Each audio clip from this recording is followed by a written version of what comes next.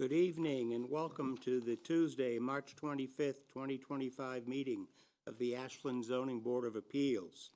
This meeting is being recorded and broadcast live by WACA-TV and live streamed on Facebook.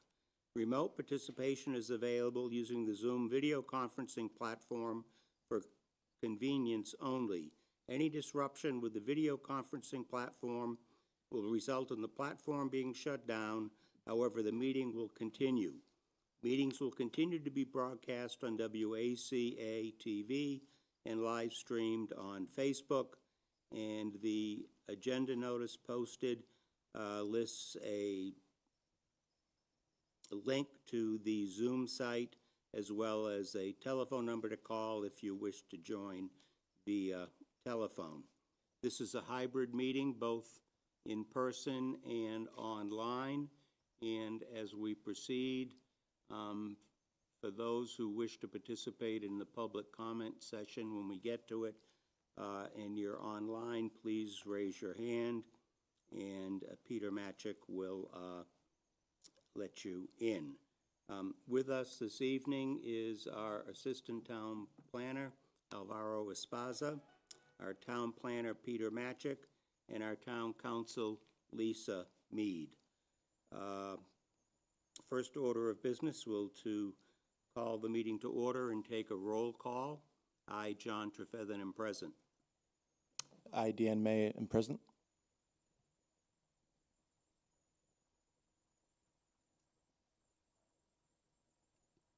Stu. Ryan Sullivan, present.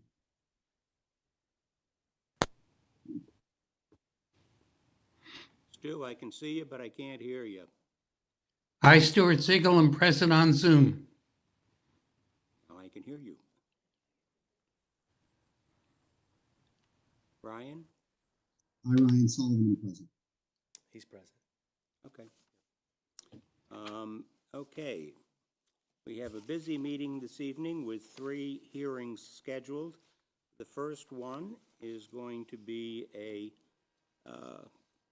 request for a comprehensive permit, and I will read the notice of public hearing that was published in the local newspaper and posted online. The Ashland Zoning Board of Appeals will hold a public hearing on Tuesday, March 25th, 2025 at 7 p.m. in the second floor Select Board Hearing Room, Ashland Town Hall, 101 Main Street, Ashland, Mass. 01721. This public hearing can also be joined via Zoom video conference. And again, there's the link to join via Zoom. The petition is from the Gutierrez Company requesting a comprehensive permit per Mass General Law, Chapter 40B, Sections 20-23, to allow for the development of one multifamily 5-story building containing 226 apartment units and 391 parking spaces.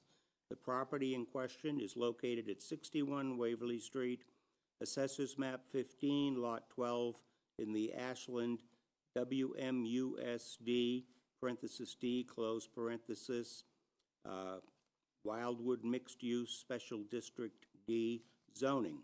Parties wishing to be heard in this matter should appear at the time and place indicated above.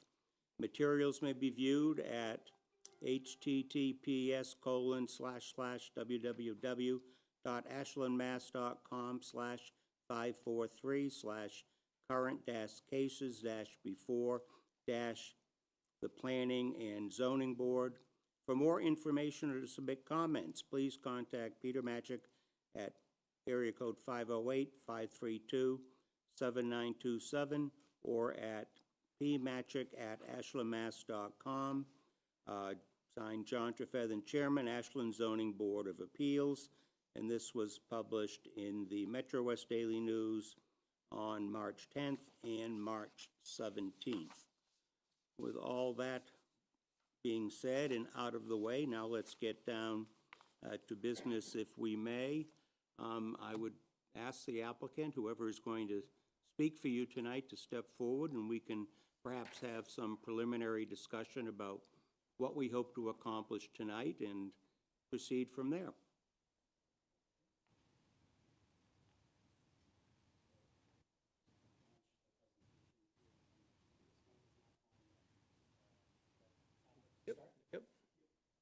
Okay. No, So, just introduce yourself. sure. So first, let me introduce myself before I launch the presentation. So my name is Israel Lopez.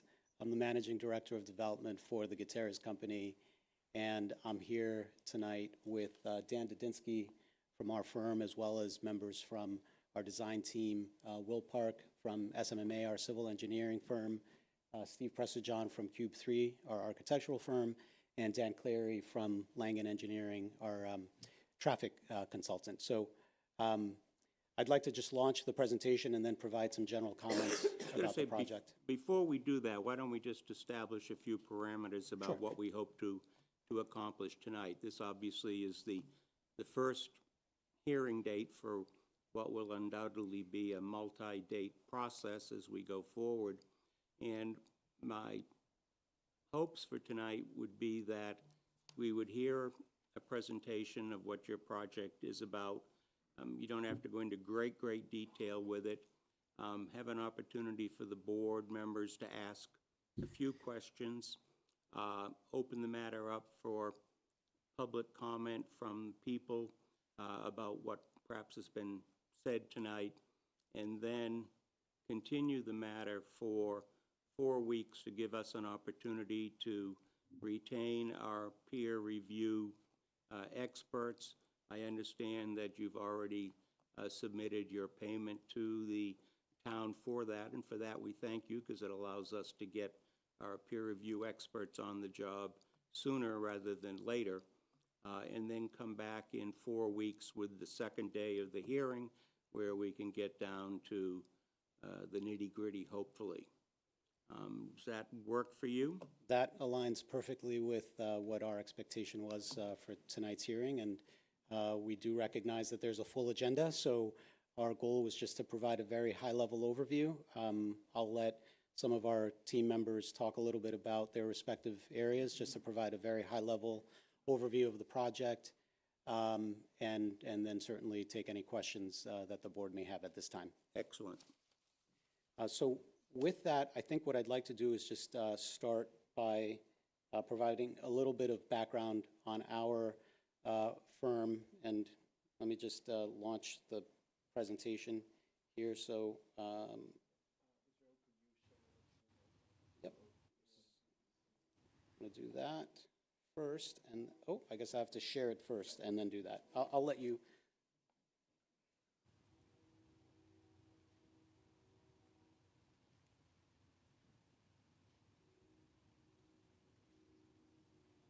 All right.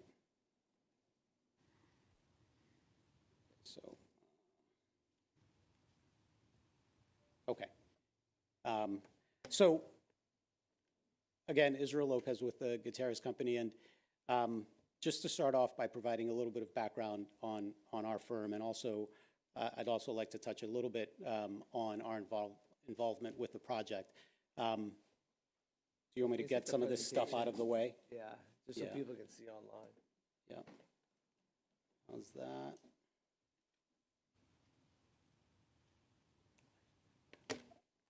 While he's doing that, it's rare for us to be presenting a project in a new town. I've been with the company for 9 years. This is the first time that we've presented a project in a town where we don't already have a very long-standing relationship. But I did check, and in our 5 decades of working on projects in and around certainly all of the adjacent communities, this is the first project that we've presented in Ashland. So I look forward to engaging with the board and with the community, and working proactively with the board and the town through this process. Our company got its start really doing a lot of ground-up construction and development for industrial and commercial office properties in and around really this region, Route 3 corridor, 128, 495, certainly in and around the boroughs. We're based in Burlington, Mass., and we've done an extensive amount of ground-up development, not only within commercial office and industrial space, but retail and residential as well. So this slide just provides a very brief snapshot of some of the metrics. We've done almost 12 million square feet of space. We've got over 2 million square feet of space under management currently. And we have done over 2,000 residential units. And some of those units, this is just a slide that shows some of the projects that we've worked on. The first one in Stoneham was a 260-unit project that was permitted under 40B. We've recently also received approval for another 378 units of rental housing in Stoneham. We've done some condos as well. And as you can see, we've done projects in Marlborough, Westford, and even in Milford, which is not that far from where we sit today. The project in Westford, I'll show just a couple of examples. This one was an example of a project where we added some residential to one of our existing office campuses. And that project was extremely well received. And some of the amenities within the courtyard that have worked really well, we look to incorporate some of those elements into the project that we're proposing in Ashland. And then this is just another project that was recently completed in Milford. This just shows the level of finish, the amenities, and some of the, just finishes and the architectural aesthetic for that project in particular. But, as I said, our firm is based in Burlington. Our principals are actively involved with the management of the company. Myself and Dan Dudinsky will be the point of contact for this board going forward, and all of the decisions and the process really sits here in Burlington and not in some far-off investment committee. So that's a little bit about our firm. I'm happy to provide more information, but in the interest of time, I wanted to just make a couple of brief remarks there. And then in terms of our involvement with the site, we really stepped into this project after the prior group backed away from it, and we wanted to make sure that that termination had happened formally before engaging formally with the town. So I want to apologize just if there's been any lack of communication initially, but we just wanted to make sure we weren't violating any confidentiality agreements. But we did step in and looked at the comments that the town provided to Mass Housing through that process, and we've incorporated a number of those comments into our design, and I think will make for a much better proposal than what was initially submitted. And before I turn it over to our team, I just want to highlight a couple of those changes. And so what's shown on the screen is just the existing the site. So it consists of about a 13-acre portion of the parcel. There's another 3-acre portion that's not part of the site, so that hasn't changed. The unit count also is unchanged, and then the unit mix is also unchanged, so about 44% one bedrooms, 46% two bedrooms, and the rest 10% three bedrooms, which is what's required. So those elements are consistent, but there were a couple of things that we did look at, a couple of elements that were of particular importance, and that is the topography of the site and the relationship of the building within the site to the adjacent streets on Waverly and Union. And so I'm not an architect, but I have an architectural background, and those are things that were important to us as we looked at the project. And so whereas the prior design had 5 buildings, 4 residential buildings and 1 amenity building that really encompassed the entire surface area of the site, we looked to really shrink the footprint, make it a more efficient and compact design, and really allow for a greater buffer between the street and... Sure.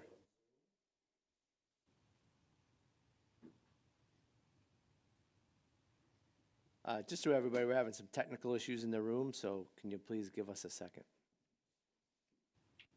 Stop the share and then try to reshare. I'm going to just make it a PDF. Share as a PDF. Is that okay? Sure.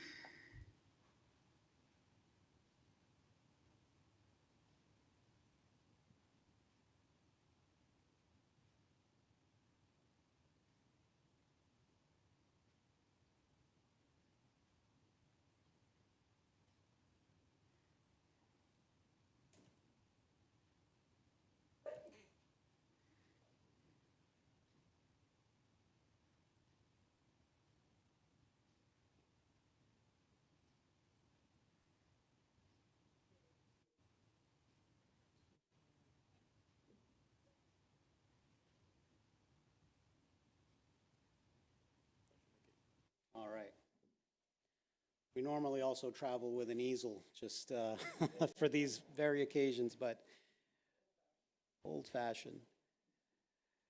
So I was just pointing out that there are some changes that I think we've made to enhance the project overall, reduce the footprint, increase the setbacks and the vegetated buffer really on all sides of the project, and really bring the project in and try and make it more compact and more efficient, and also create a better relationship between the project site and the adjacent streets. So one of the things that we were able to accomplish was the elimination of a lot of the retaining walls that surrounded the site in the previously proposed design. And I'm sure we'll get more into those details as the presentations continue, but I just wanted to hit a couple of those points. Oliver,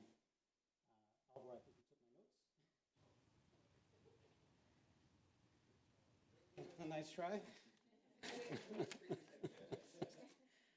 But that's really, I think, the bulk of my initial remarks.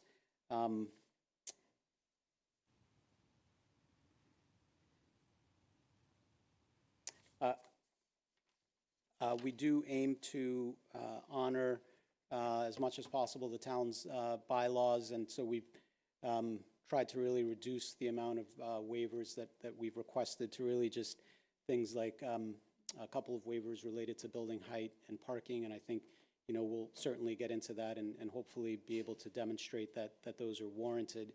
But with that, I'm happy to take any questions now, and if not, I'll turn it over to Will Park, our civil engineer from SMMA. I had originally thought that the board would ask questions at the end of everybody's presentation, but something that came to my mind that might be timely now, because you referenced the 40B projects that you've worked on, and I note on the application that you submitted to the Mass Housing Agency, I think there were 8 40B projects that were listed, several in Milford, I think one in Marlborough. Are the projects rental apartments or condominiums? Of the 8, I believe all of them were rental, done under rental. And of those rentals, do you continue to manage it after the property is built, or do you sell it, or do you hire a management company to manage? We've retained some of the management for the project subsequent to building them and developing them, but oftentimes we have sold the project after it's been stabilized. And sometimes we'll sell the project and work with a partner during or after the permitting process has been completed. Okay, thank you.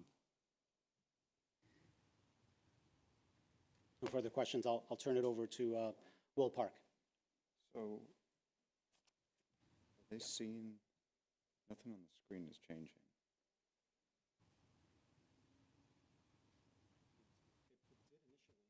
So this is moving, but that's not.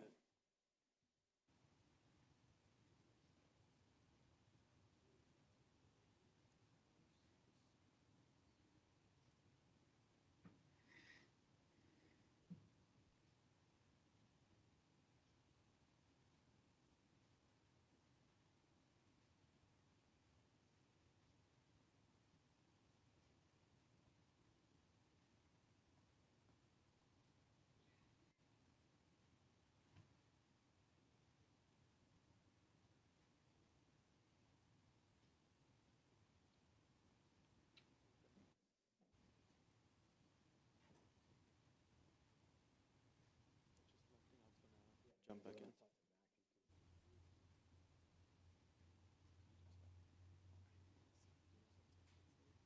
If it was Teams, I'd be all over it.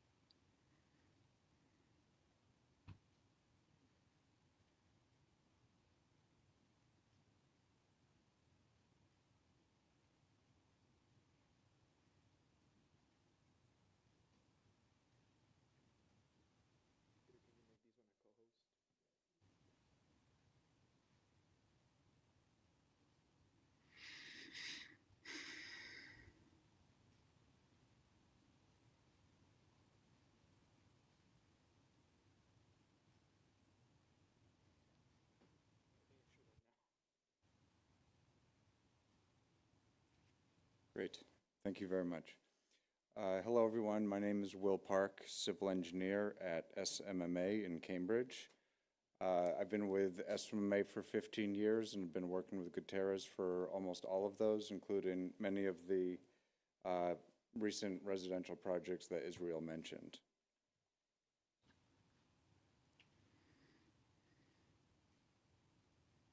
Okay. So here's the proposed site on the plan. As Israel mentioned, it is just short of 13 acres.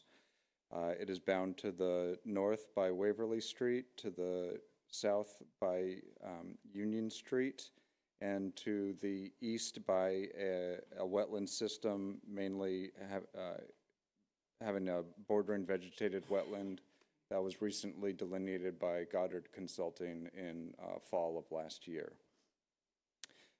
There's roughly 16 feet of grade change down from Union Street to the north towards Waverly. As Israel mentioned, we eliminated almost entirely the retaining walls around the previous proposal. There's a little bit remaining along Waverly Street, but 16 feet of grade change is difficult to make up with the building and parking program. But we think we found the right balance of balanced earthwork and grading that preserves the stormwater design as best as possible. There are 392 parking spaces, of which 340 are standard surface spaces, 10 ADA or handicap spaces, and 42 garage spaces consisting of 7 6-car garages evenly dispersed around the site for residents depending where their unit is. As you can see in the rendering, there are several outdoor amenities. Steve from Cube 3, I'm sure will mention the interior amenities. The outdoor amenities consist of a very large courtyard area. They'll have a pool, perhaps some cabanas, grill areas, fire pits, that sort of thing to attract, that is a big attractor to tenants. In the lawn area in the upper right, can I point? Here we have a small dog park area, which will have 2 separate fenced locations, one for large dogs and one for small dogs. And in the left lawn area, there's a playground for any children who are in the facility. Moving on to the engineered drawing. I hope everyone can see this okay. There are several things to highlight here. One is there's 2 accesses to the site, one from Waverly Street here to the top, to the north, and one to the south to Union Street. Emergency access is provided around the entire perimeter of the building, and we are providing a pedestrian connection across Union Street to an existing handicap curb ramp that exists there today at the high school entrance drive. The color coding here is red represents the drainage network. Currently, the site is a wooded terrain that kind of flows off in multiple directions. From our site investigation, there is not an outlet or anything across Waverly Street right here, which is why you'll see all of the drainage headed in this direction towards the BVW to the east. The stormwater design consists of 2 subsurface infiltration systems, highlighted in red here to the north of the building, to the east of the building, 1 surface infiltration basin here, and then to collect runoff down the access drive, a small bioretention system, and that ties into the Waverly Street drainage system. Sanborn Head and Associates did a extensive geotechnical investigation in the fall as well to support our stormwater design, and they encountered fine to coarse sands with gravel, which supports hydrologic soil groups A's and B's. and they did not encounter groundwater in any of the test pits. So the site is ideal for groundwater infiltration, which is why we propose, essentially four systems that will have open bottoms and infiltrate treated stormwater into the ground. Each of those systems is equipped with a water quality pretreatment unit. Although the site does not qualify as a LUPL, a land use, oh boy, with higher potential for pollutant loads,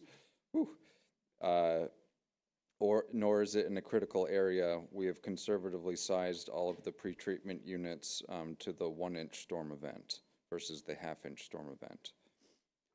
Also on the site, you can see in blue, we are proposing an 8-inch water main connected to the main that exists beneath Union Street that will loop around the entire perimeter of the building with fire hydrants located currently in each quadrant of the building. So there's adequate hydrant access, and we'll hope to review that with the fire department and make sure those land in places that meet their preferences. During construction, I don't have there's a site preparation and erosion control plan included in the plan set. We've proposed significant erosion controls around the site, straw wattles with silt fences in all downhill areas. We've proposed potential stockpile areas, temporary diversion swales and basins to let the sediment settle out of any runoff that makes contact with the site during construction. So we feel the adjacent roadways, properties, and wetlands will be very well protected during construction. And I think that is everything I wanted to cover today. I'm also happy to take any questions now or wait till the end. Why don't we go on to the next presentation? And I jumped ahead the last time, and that was a mistake, I think, so No problem I'll at be all. better next time. All right, thank you. Next, joining us is Steve Prestigion from Cube 3, the architecture firm on the project. Thanks, Will. Good evening. My name is Steve Prestigion. I've been with Cube 3 for 9 years, my entire career so far. We have a vast array of multifamily experience around the region. We're based in North Andover and Boston with some additional offices around the country in Miami and San Diego and Princeton. But plenty of personal from my own side and company-wide experience in 40B housing, workforce housing, DHCD funded, historic tax credit-based housing. So plenty of experience to bring to the table. Excited to kind of dig into things here and give a broad overview of the project here.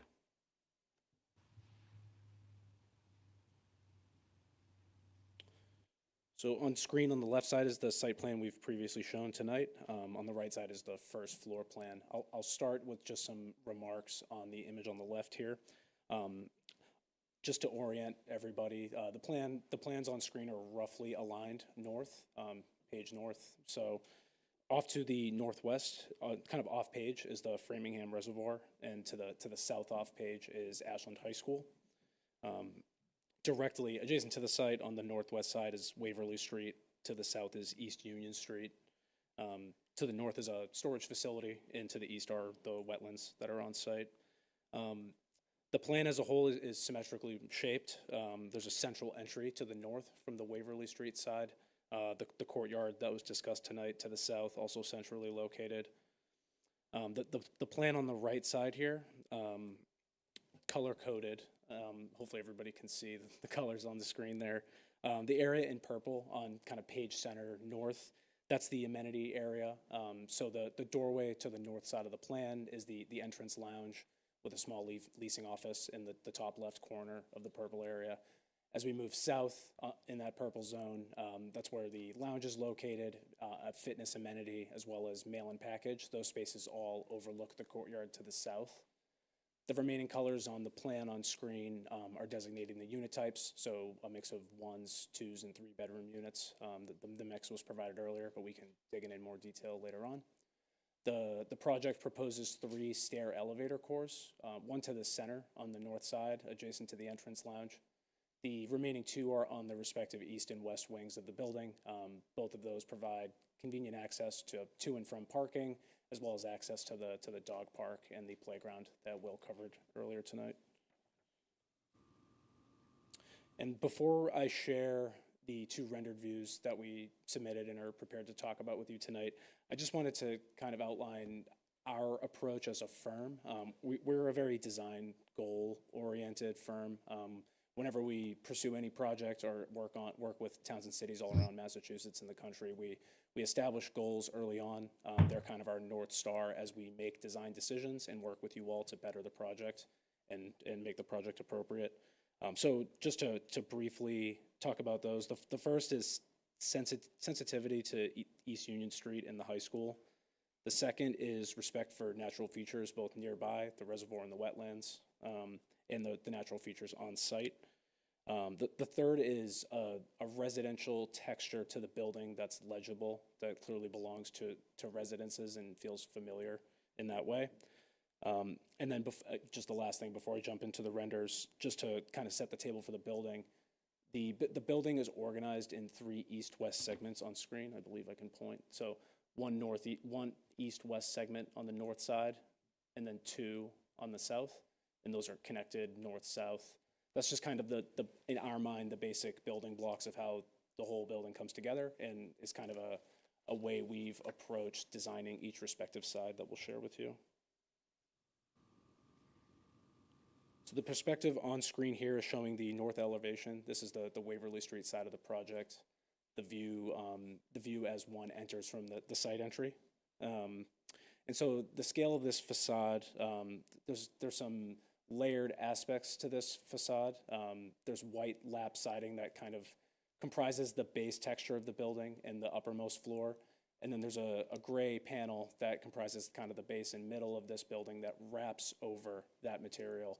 And so as we move into the center of the building, the texture and the material and the dark gray starts to peel away. It starts to open up areas for balconies, bringing that residential texture into the architecture, as well as revealing some of these natural toned wood look panel areas.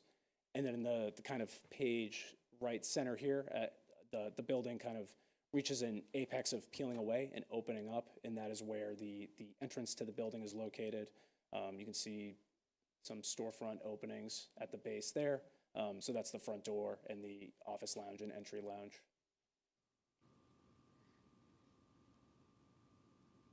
And then moving to the East Union side, this is the kind of southwest corner.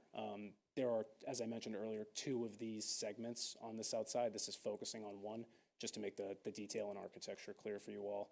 On this side, the wood texture on the building starts to become more dominant.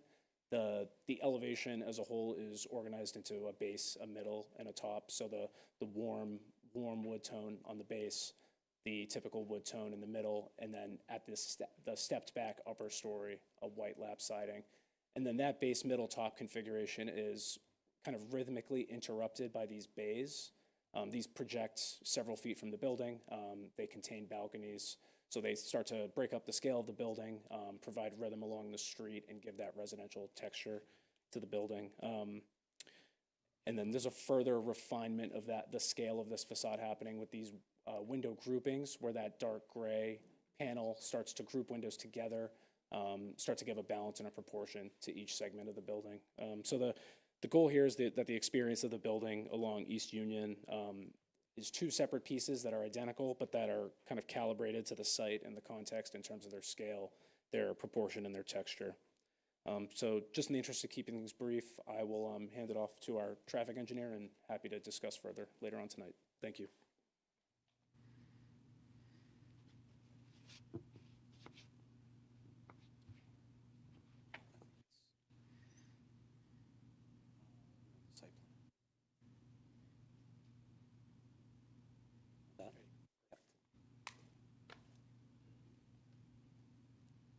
Mr. Chairman, members of the board, Daniel Clary with Langen Engineering in Boston.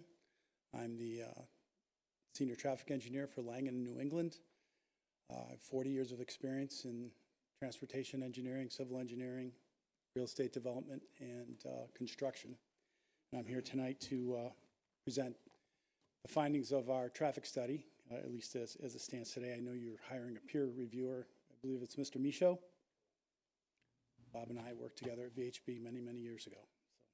So I've known Bob for a long time. I look forward to working with him. The proposed project shown on the screen there is 226 dwelling units. We looked at this juncture, we've looked at the Union and Waverly Street intersection, as well as the two high school driveways and the proposed entry-only driveway onto Waverly. The access to the project on Waverly is shown on the north of the site there. It would be right and left turns in only. The main access to the property will be the driveway shown on Union Street, which is about 80 feet just south of where the existing entrance is to the high school. That would be a full access driveway at that location. The proposed project will generate 88 vehicle trips during both peak hours, the AM and PM, which are the critical design hours for the project. We did conduct the study using Mass DOT guidelines. We collected our data in January, in mid-January, and then at the end of January. We also have video footage of operations at both of the school driveways during that period. We've conducted the analysis, and we've looked at the 2032 design year. The kind of overview, the general thing here is there's really no issue with regard to operations except in the morning during the period when the school is people are coming into the high school. It would be difficult, it is difficult now to take a left turn off onto Union Street from the high school.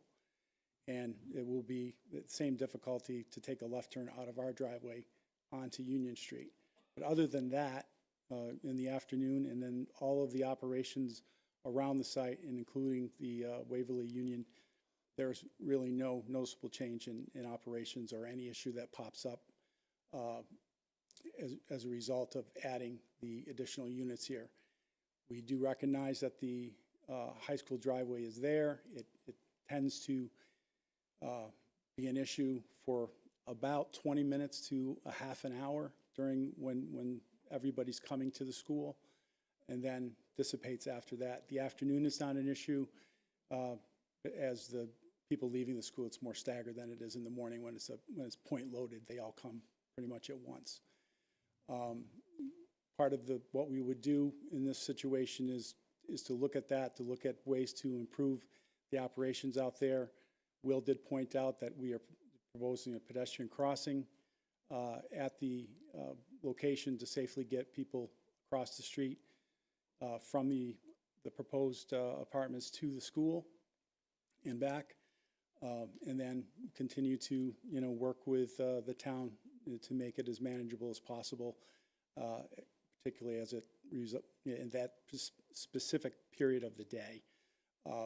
I will say that as my role at Langen and in my past roles in this, I've done many of these high schools and other up to institutional type work, high schools, secondary schools. It's not unique. It happens at every one of them, and that managing it is something that we specialize in. So I'm look forward to kind of working with everybody on looking at that issue.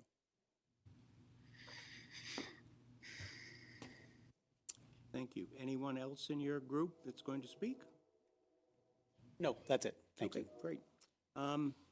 Okay, why don't we ask members of the board if they have any questions at this point in time, and we'll do it on the basis of seniority perhaps, and go to Stuart Siegel on Zoom. Stu, do you have any questions of anybody from the developer? Mr. Chairman, I have no questions at this time. Okay. Ryan, how about you? I likewise do not have any questions at this time.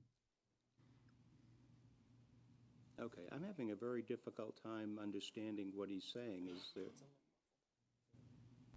Sorry, can you hear me better now? Okay, Okay, I likewise do not have any questions at this time. that's okay. Dan, how about you? No questions at this time. Okay. I don't have any questions at this time either. I think I would prefer to wait until after we get the benefit of peer review and perhaps focus our attention on that. I would just like to say that being entered in the record today of the hearing is the application that was filed with the Zoning Board of Appeals seeking the comprehensive permit, together with all of the exhibits that were attached to that. All of that will be entered into the record. For anyone wishing to see them, you can go to the town website and the Zoning Board of Appeals current cases, click on 61 Waverly Street, and all of the documents will be listed there. You just have to click on them, and it will come right up, and you could then see them. Then why don't we open the matter up for public comment? I would say, and Mark is already running to be the first one in line, which I would be disappointed if he did not. Again, this is the first of what will undoubtedly be a number of hearings. As we go through the process, you'll have ample time to either ask questions or make comments. This is the preliminary matter, the preliminary hearing rather. The developer has made, or applicant has made their brief presentation. There'll be much more detail as we go forward. So I would ask you to, limit your comments to 2 or 3 minutes, if you could, recognizing that this is just the first time in what will undoubtedly be a number of meetings and opportunities to be heard. Yes, Mark. Before Mark starts, I just want to know, anybody online that wants to make a comment, please raise your hand, and we'll alternate between folks in the room and folks online. And once it's your turn online to make a comment, I will ask you to unmute yourself. So with that said, Thank you, Peter. now we'll go to the podium. Okay, thank you. Mark Tassoni, 119 Main Street. I am going to phrase all my questions, concerns around our zoning bylaw regulations, which are the year 2010 and should be stronger to go forward than what they are right now. So I know that you have the whole book there, but I got a few pages. You can look it up, and I want to make sure I'm on the record. And with these questions, and the whole town, the whole office here can hear me out on it. This is a multi-family dwelling project, yes or no? Well, they're proposing that they would have 226 units, so I think you could probably define that as multi-unit housing. Yep, because on the agenda sheet, it was a multi-family 5-story building that is being talked about in the Wildwood Mixed-Use District D zoning. This is a comprehensive permit request under Chapter 40B, Mark, and 40B allows the applicant to seek waivers of various zoning requirements for their project.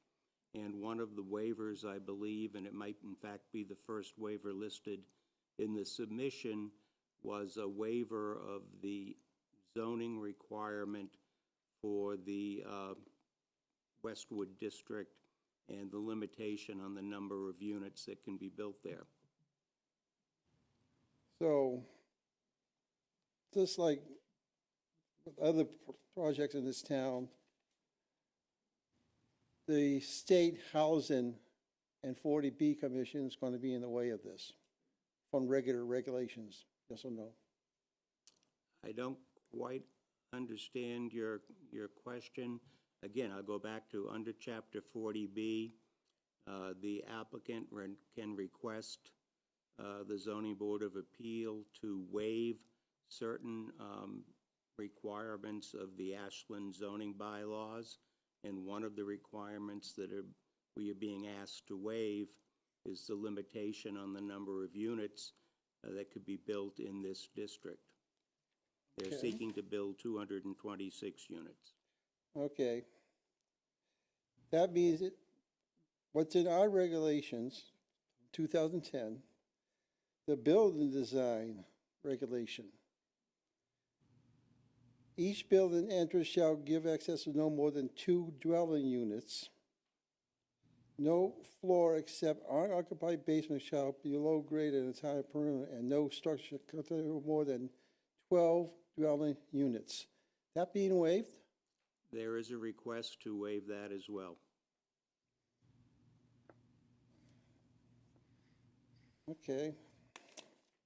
I We won't be have too many much. more to go through, I won't Mark, be because too we much. have I other won't be too people much in longer. line, so, I'll be, these are 2 short things. okay.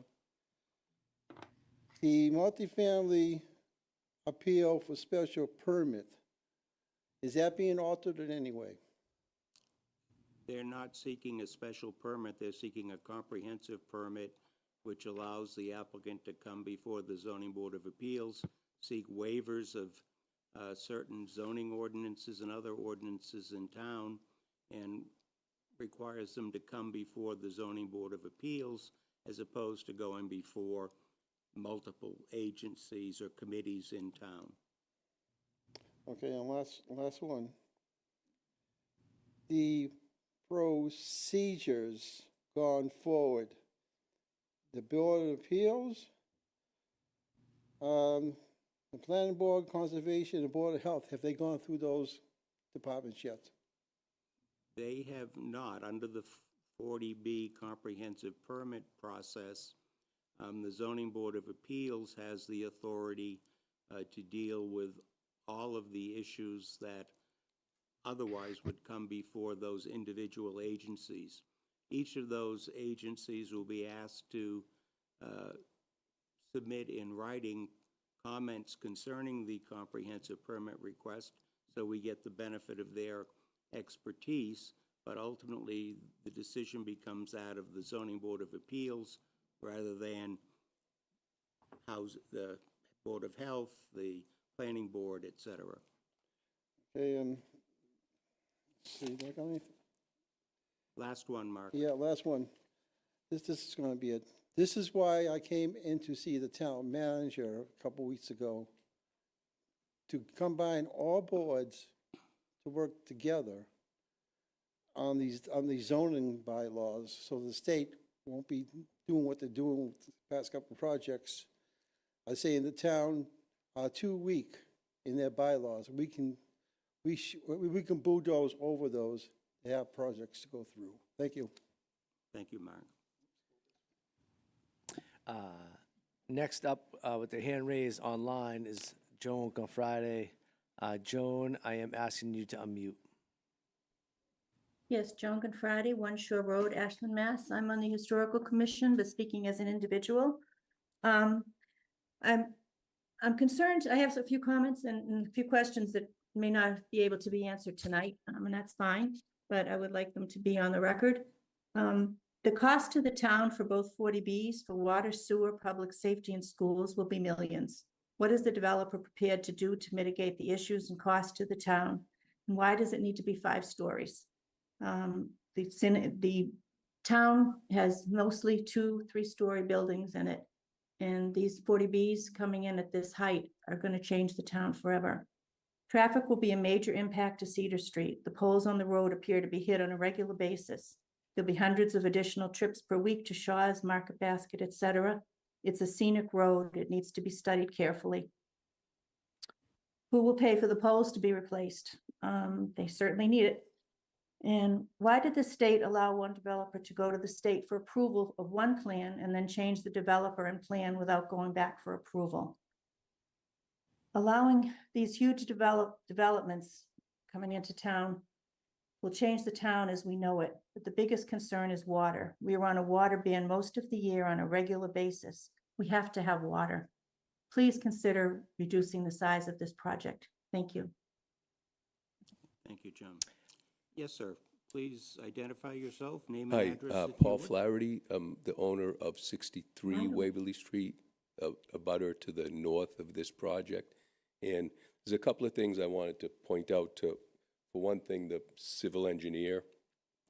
There's a drainage plan that they show tying into the Waverly Street storm drain system. There is no Waverly Street storm drain system. There is a manhole which fills up with water when it rains, and it doesn't go anywhere other than eventually it soaks into the ground. So I just wanted you to know there is no outlet for that drain, for that stormwater. I don't know if that's something that the town has to take care of or if they have to take care of. I know the highway department can tell you that it's a constant water problem in the front of our house, which is, you know, directly next to them. And there's just nowhere for the water to go. And the other stormwater, everything from that site, including the site from the high school, everything goes into a wetland where there's a vernal pond, which is full right now, and there's a brook behind our house. So everything goes through a 12-inch pipe into a brook, which I've been cleaning the leaves out of for the past 55 years because I owned the house for 40 years or so. My grandmother owned the house before that. So it's a tiny little brook that gets clogged up, and there's going to be, I don't know if there's some way that that can be dealt with to relieve the strain of, I don't know how many millions of gallons of water from the parking lots, rooftops, and, you know, there needs to be a plan of what to do with that water. There's a couple of other issues with traffic. On the entrance from Waverly Street, are we planning on a left-hand turn lane so that traffic can go by, or is it just going to back up there? Oh, well, okay. No, I'm sorry. Oh, okay. Well, I was just trying to tell No, the that's all traffic right. guy here. There's formality, I guess, so. Yeah, so are we planning on doing some road work to maybe put a left-hand turn lane coming from Framingham at the entrance? Or are we just going to let the traffic back up in front of the existing driveways? Waverly Street is a state highway, so I don't think the town can do anything on its own. Yeah. Yeah. We're going to have a peer review traffic engineer Okay, from the yep. town who's going to review the project and point out what he thinks may need to be addressed. So that's probably a question that should wait for his Okay. review. So anyways, there's just a couple of things off the top of my head that are, you know, issues that they have some of the wrong information on their plan. Okay. So, you know, that stormwater is going to be a very big Thank you problem. for pointing And we're that out. directly downhill. Everything goes towards our property. So thank you. Thank you very much. Peter? All right, next online with their hand up, Michael Herbert, Ashland Town Manager. Michael, I'm asking you to unmute.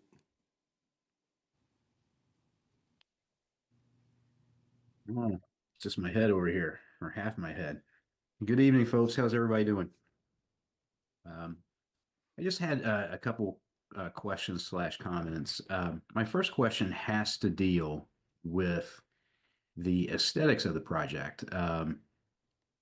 I just saw the design. Obviously, I'd been privy to the design before, but I really want to know what Ashland projects you keyed your design off of to ensure some level of consistency and some level of symmetry within like the architecture in town. And So that's one question. And the second point I wanted to make was I just want to reiterate what Mr. Flaherty said. You're denuding a significant amount of wooded acreage in order to build this. And the amount of stormwater that's going to come off that site is going to be significant. So I do hope there's a seriousness to the stormwater management plan that takes into account everything. So anyway, that's it for me. Again, just one point and then one question. Thank you. Sir? Yes, hello, my name's Sean McCarthy. I live 47 Roberts Road on the other side. I think I should just point out at the beginning that in my legal practice, I primarily represent contractors, engineers, and architects, so I am not reflexively anti-developer. And I'm also recognizing the need for affordable housing. I want to echo what other people said about the stormwater. It is literally a river every time there's a heavy storm coming down near those wetlands and down our streets. The flooding has been getting worse and more denuding of the trees in the area. I can only imagine what that will happen. But then the other point I want to make about the traffic is that anyone who lives in that neighborhood can simply not believe that there will not be a terrible impact on traffic, which is already very, very bad. It takes a half hour to get across town at rush hour to pick up our kids from sports.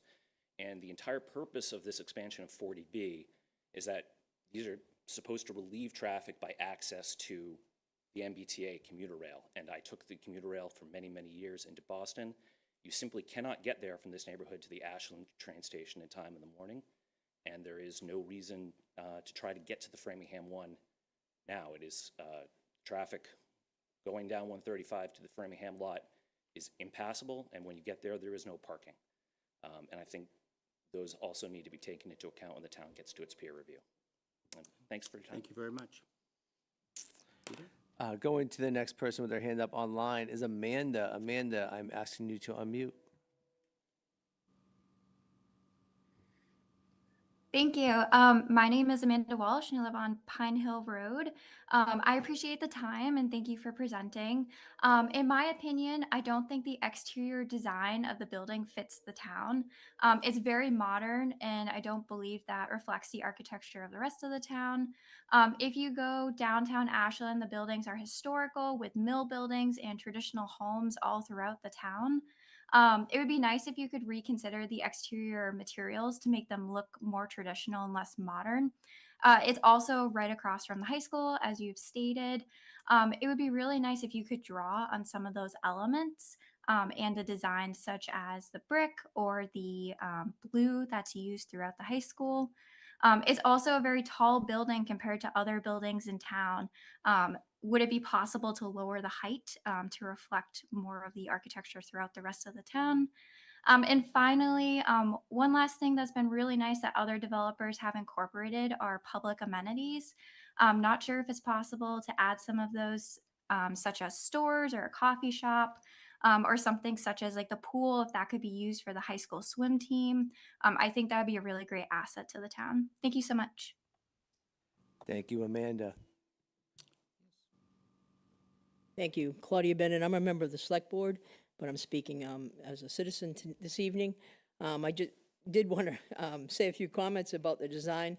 It doesn't reflect, anything that we have here in Ashland. I think that, indeed, Amanda brings up the high school, and I was on the school building committee for the high school at the time, and we specifically, built a school that reflected our community.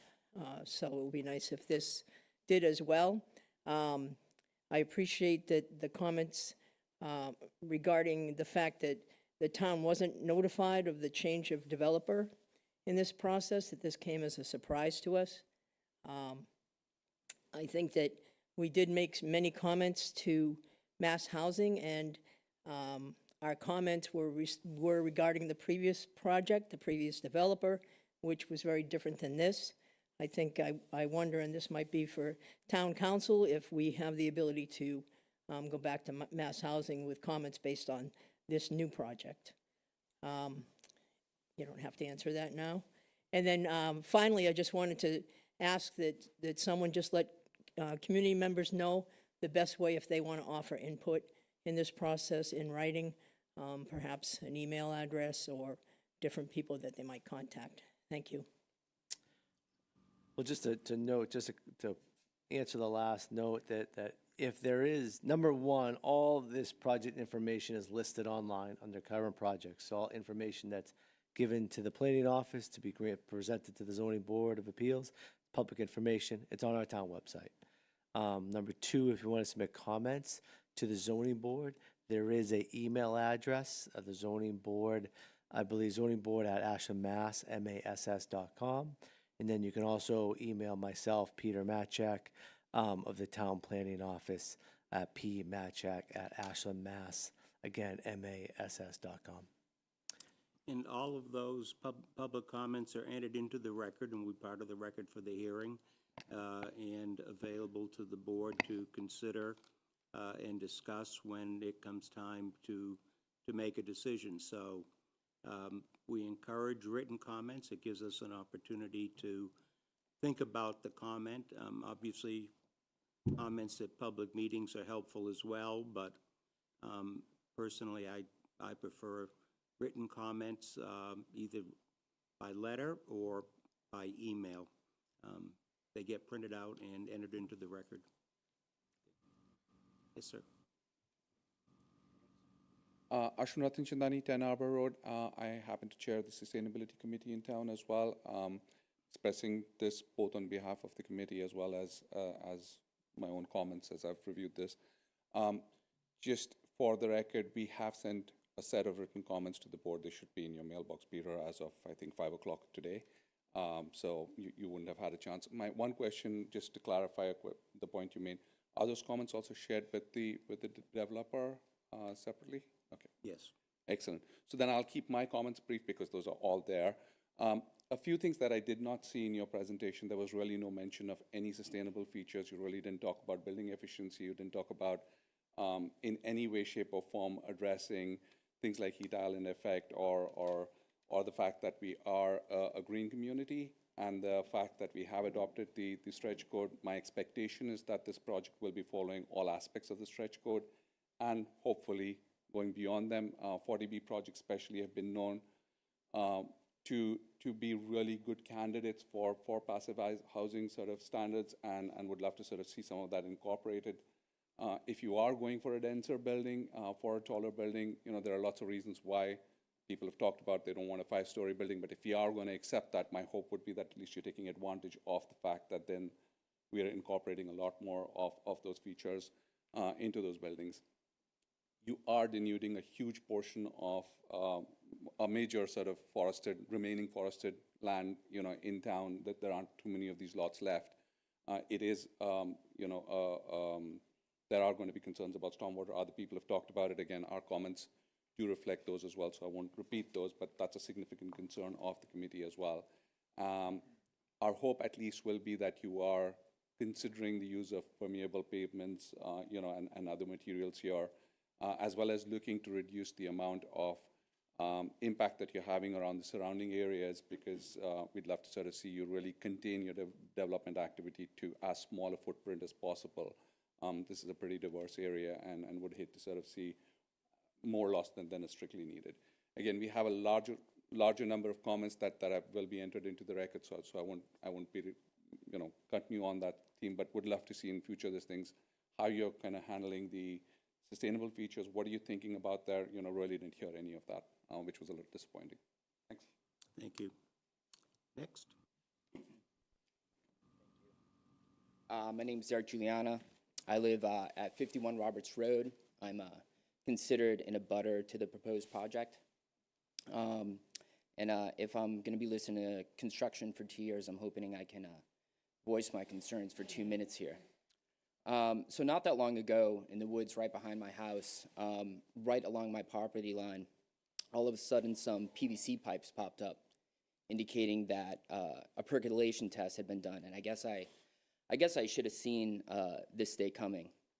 Now, contrary to popular belief, communities still have a say when it comes to 40B construction, which, if we're being honest, is just a loophole developers use to circumvent local building regulations.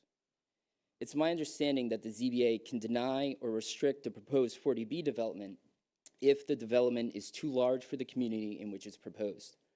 Additionally, a Mass Court has ruled that towns can prove that there is a valid health, safety, environmental design, open space, or other local concern that outweighs the housing needs. It's my opinion that this project exceeds Ashland's capacity to support additional housing on several fronts. And as you guys know, many of these issues were outlined by the town and the zoning board in a letter to the state on June 27th. First, the town outlined that the project will, and I quote, overwhelm the town's infrastructure, notably that we don't have enough water to supply additional units, and second, that the town's sewer system is at capacity. Of the greatest concern, the letter stated, was a peak hour flow limit of the Brackett Road pump station that would service this project. Second, I actually think it's a bit mockable that a development of this size can attach an environmental impact report. The first steps of the development involve demolishing 12 acres of trees and building on top of or adjacent to wetlands. And yet it's being named an oasis, which is kind of funny because an oasis is an area of fertile land surrounded by desert. It's something nice surrounded by something bad. And I hope Ashland isn't the desert in this scenario, so maybe that's a name we need to workshop a little bit. Third, I think we've probably heard the most about how this relates to traffic. We all know that the traffic at that intersection is already bad, and the addition of 300 to 400 cars is only going to make matters worse.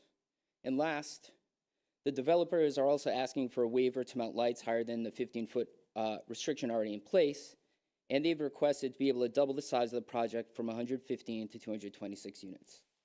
You know, these developers are coming into our town, knocking down the trees, killing wildlife that lives there, and filling in wetland with gravel, while putting a strain on our schools, ensnaring traffic, and putting our water resources at risk. Granting a variance for the construction of additional units beyond what is permitted, I think, would be a mistake. The absolute least we can do is make sure these developers abide by the ordinance put in place to protect the town. No additional units, no extra light pollution, and they need to manage the stormwater. And I'll just end by saying, I know I've probably come to my 2-minute limit, that a zoning board of appeal is supposed to adjudicate disputes related to land use and only grant occasional relief from local zoning ordinances. Our zoning ordinances are supposed to be in place to maintain safety, protect the town from rabid and overzealous construction. They guide growth, control traffic, mitigate environmental impact, and they're supposed to help the town. I think the town has been a bit too complicit greenlighting development, as evidenced by the 55 proposals approved by the board since 2017, while denying 0 in that same period. Other towns have stepped up and fought against the additional housing, and I hope Ashland will do the same. Thank you for the time. Thank you. Next. Hi, Arthur Johnson, 4 Roberts Road. I grew up right on the corner of Waverly Street. I live in that house again. I had a question. How many floors are allowed in the town? Is it 7, 12? The zoning order provides 3. I think a majority of the town, it's 3. 3. So this is why they're getting the waiver. Correct. This will be a waiver above the allowed height. Okay. I think it's way too big. A lot of the comments I was going to make already talked about the design. It looks like a hospital or a storage facility, so they should work on that to make it look more like the high school or something that looks like something from Ashland. The traffic, I live on that corner. It's impossible to get out in the morning, so with the school buses and people that live there going to work, it's going to be difficult with one way in and one way out. So, and just one other note on the playground size, I think this is a little detail, but it seemed like the playground and the dog park were very small for the size of the place. So, Thank you. Okay, this will be our last public comment for the evening. Good evening, Cara Rossi, Chief of Police. I feel as if the traffic impact has been minimized. I think it's going to be worse than people are anticipating. I think particularly for the fire department, There's going to be backup, and it's right in front of the public safety building. Cruisers roam around. We don't respond directly from the building usually, but the backups, you talk about a half an hour. It's going to be worse than that. 80-something cars were mentioned. There's 200 and something units. The math isn't adding up for me. I don't think there's enough parking, and I'm just concerned about the impact on traffic, and the infrastructure's not, right now, it's not built to handle the amount of traffic that this is going to create. Thank you. Thank you, Chief. Okay. I think that concludes our business for the evening.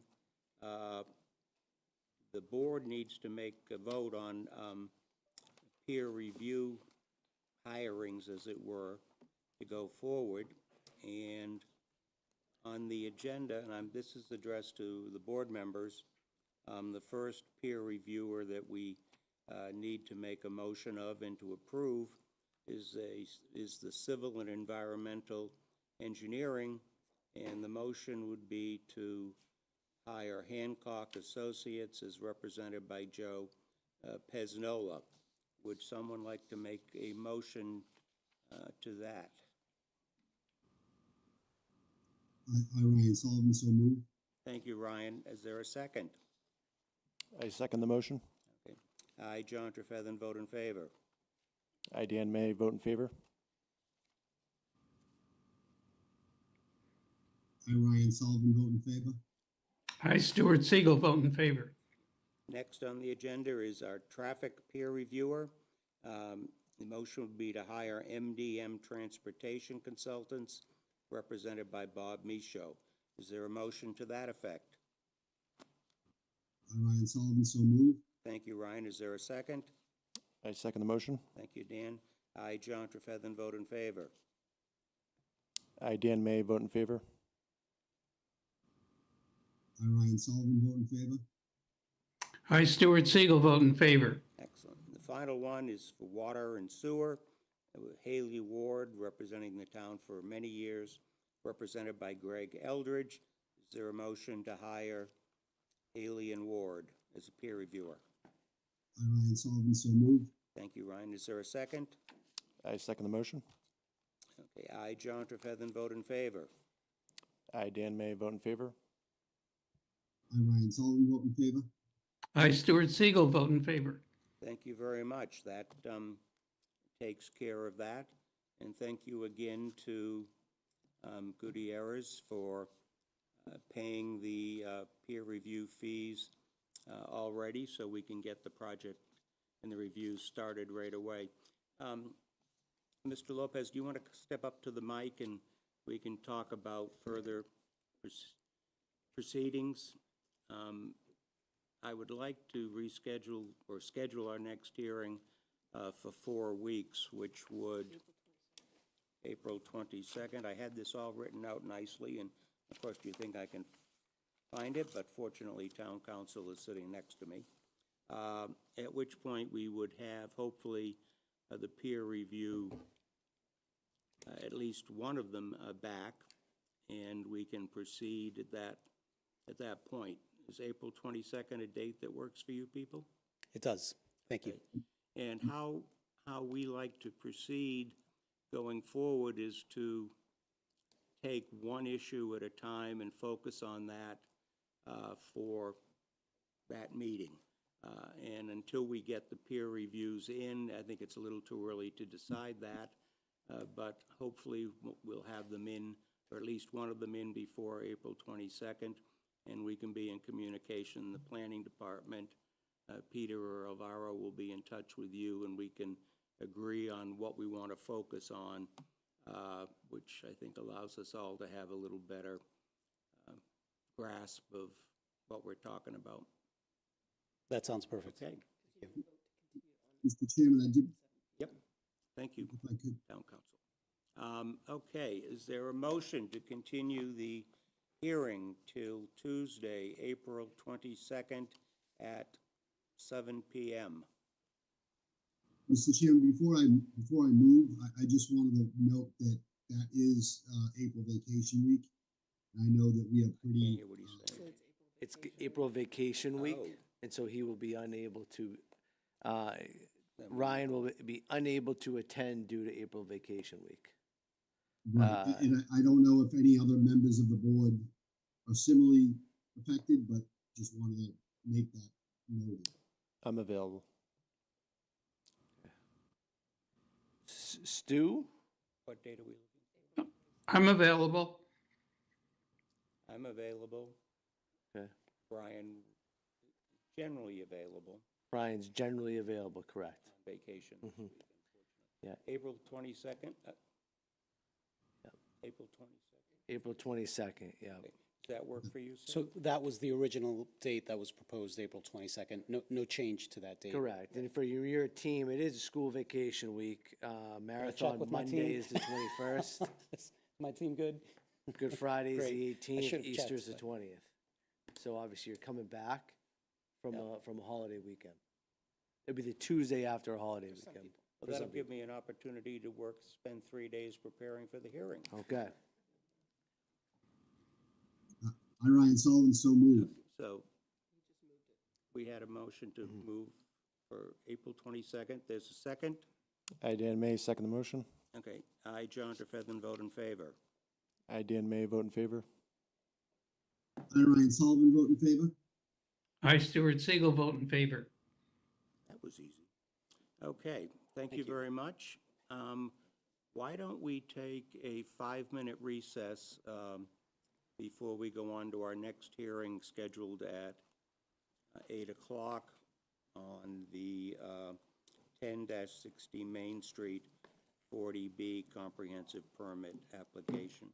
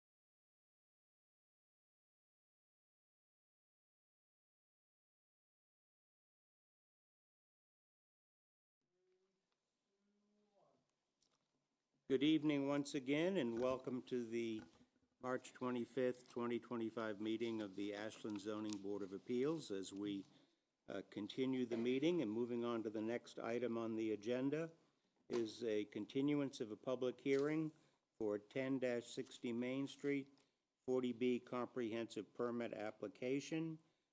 This has been the subject of a hearing on several previous dates, January 7th, February 11th, and March 11th, when we continued it to today. The issue tonight, once again, is going to be traffic. My understanding is there have been further reports and studies. Our peer review and traffic engineer, Robert Mishaw, is here tonight and will also address the meeting. So with all that being said, we'll turn it over to Mr. Engler. Thank you, Mr. Chairman, members of the board. For the record, I'm Jeff Engler from SLV Ashland, the applicant in this matter.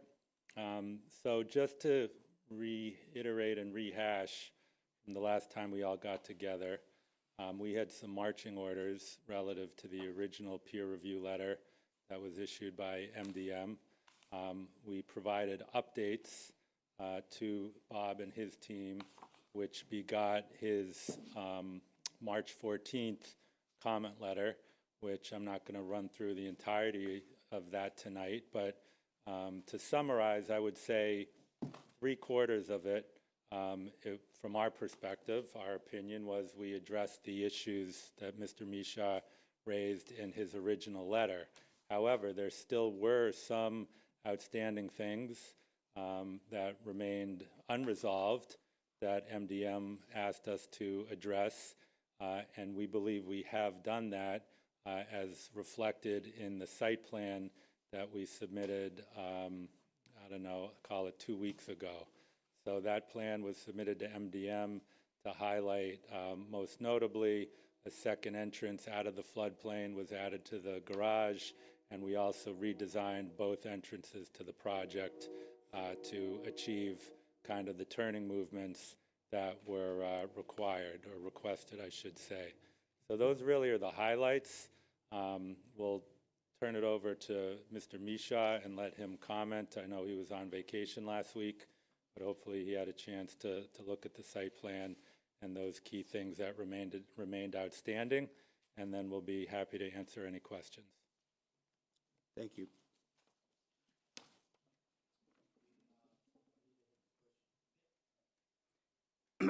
Thank you, Chair and board members. For the record, Robert Mishaw, Managing Principal of MDM Transportation Consultants. What I'd really like to do is hit the highlights of remaining issues that I think the applicant still needs to respond to. As Mr. Engler had pointed out, we issued a second peer review letter dated to March 14th. It identified a host of issues that were in fact addressed by the applicant, namely, for instance, updating the analysis of the downtown signal systems to reflect a sensitivity analysis that had additional traffic built into it, either from other area background projects that have been approved in town or seasonal adjustments that were appropriate. They've also conducted supplemental counts at Pine Road, for instance, at Myrtle Street. We found that updated information and the analysis that went along with it was appropriately done in conformance with good industry practices. It confirmed the original finding of the traffic report, which is that the relative impact of the project from a capacity standpoint was manageable and fit within the available capacities that exist in the downtown area generally. What remained as principal issues, which were based on the originally submitted updated site plan, had more to do with access design and ensuring that the driveway functioning and the restrictions on the use of the driveways was such that it promoted a safe entry and exit to the site. And I'll get into a little bit more detail on what that means in a moment. On March 19th, we're in a site plan dated to March 19th. There were physical modifications to driveways that in fact met some of the objectives and recommendations that we had pointed out. We believe that there are still some additional modifications to those driveways or analyses that are necessary to confirm that the design is appropriate from a maneuverability and circulation standpoint. So one category of remaining issues is access design. The second has to do with parking. Mr. Engler had pointed out that the garage now has a secondary means of access, which we applaud, we find appropriate, and will serve well to distribute the traffic between the two driveways that are being proposed, one on Main Street, one on Myrtle Street.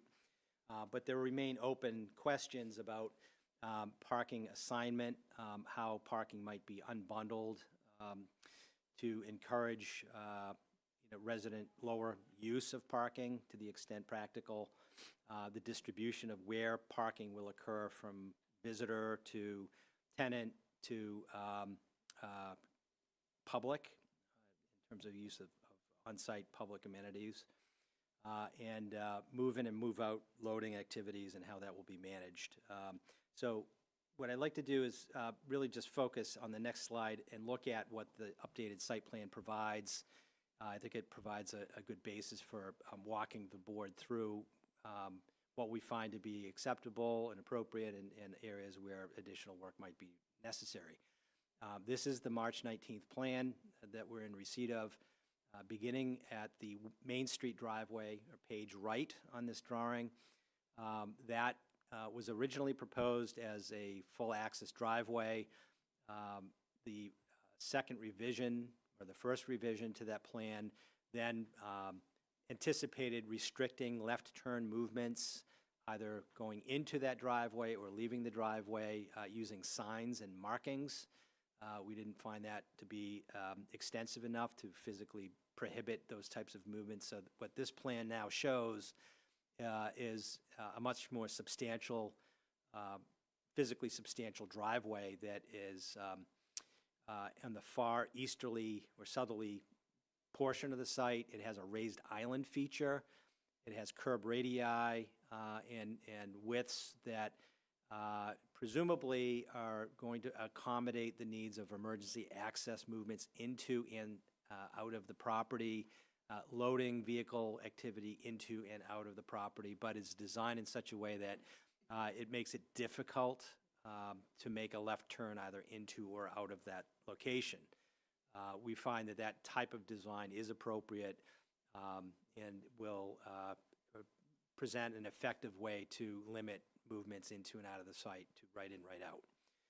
As the board might recall, the reason we were concerned with that restriction is that queuing from the signal itself often goes to and beyond the driveway, and to the extent anyone would be attempting to make a left turn from that site, either in or out, would stand to either impact the operation of the signal or create a sight line deficiency, which is a safety issue for folks who would be leaving the property. So this design effectively, in our opinion, addresses that concern. What has not been yet submitted is an auto turn analysis that would confirm that the various vehicle types that I mentioned, fire truck, the tower vehicle in particular, a move-in vehicle, a refuse vehicle, a service vehicle that might need to get to the rear portion of the site, those vehicle types should be modeled to ensure that the geometry and the layout of the driveway accommodate the swept paths of those types of vehicles. Now, as we proceed to the Myrtle Street intersection, that driveway remains in a skewed alignment. However, based on this latest revision to the plan, there are much more substantial curb radii coming into and leaving that particular driveway, which presumably would accommodate the same maneuvering requirements for those vehicles I just mentioned, the fire apparatus, loading vehicles, service vehicles, refuse vehicles, without encroaching on opposing travel. Right? That's the important point there is we want to ensure that the geometry and the layout of that driveway, particularly because it's at a skewed alignment, is such that if a box truck, someone who moves in and needs to leave the site again, can properly make a right turn to leave the site without having to sweep wide into opposing traffic. Same for a refuse vehicle. From a fire vehicle perspective, we want to ensure that if fire response is required from that side of the site, that the curb radii allow for the sweep of a larger tower vehicle without impacting someone who might be attempting to leave the property. And again, an encroachment issue. So we would request, based on the updated plan, that an auto turn analysis be provided that confirms that there is no encroachment and that driveway will provide the appropriate geometry to allow those types of movements.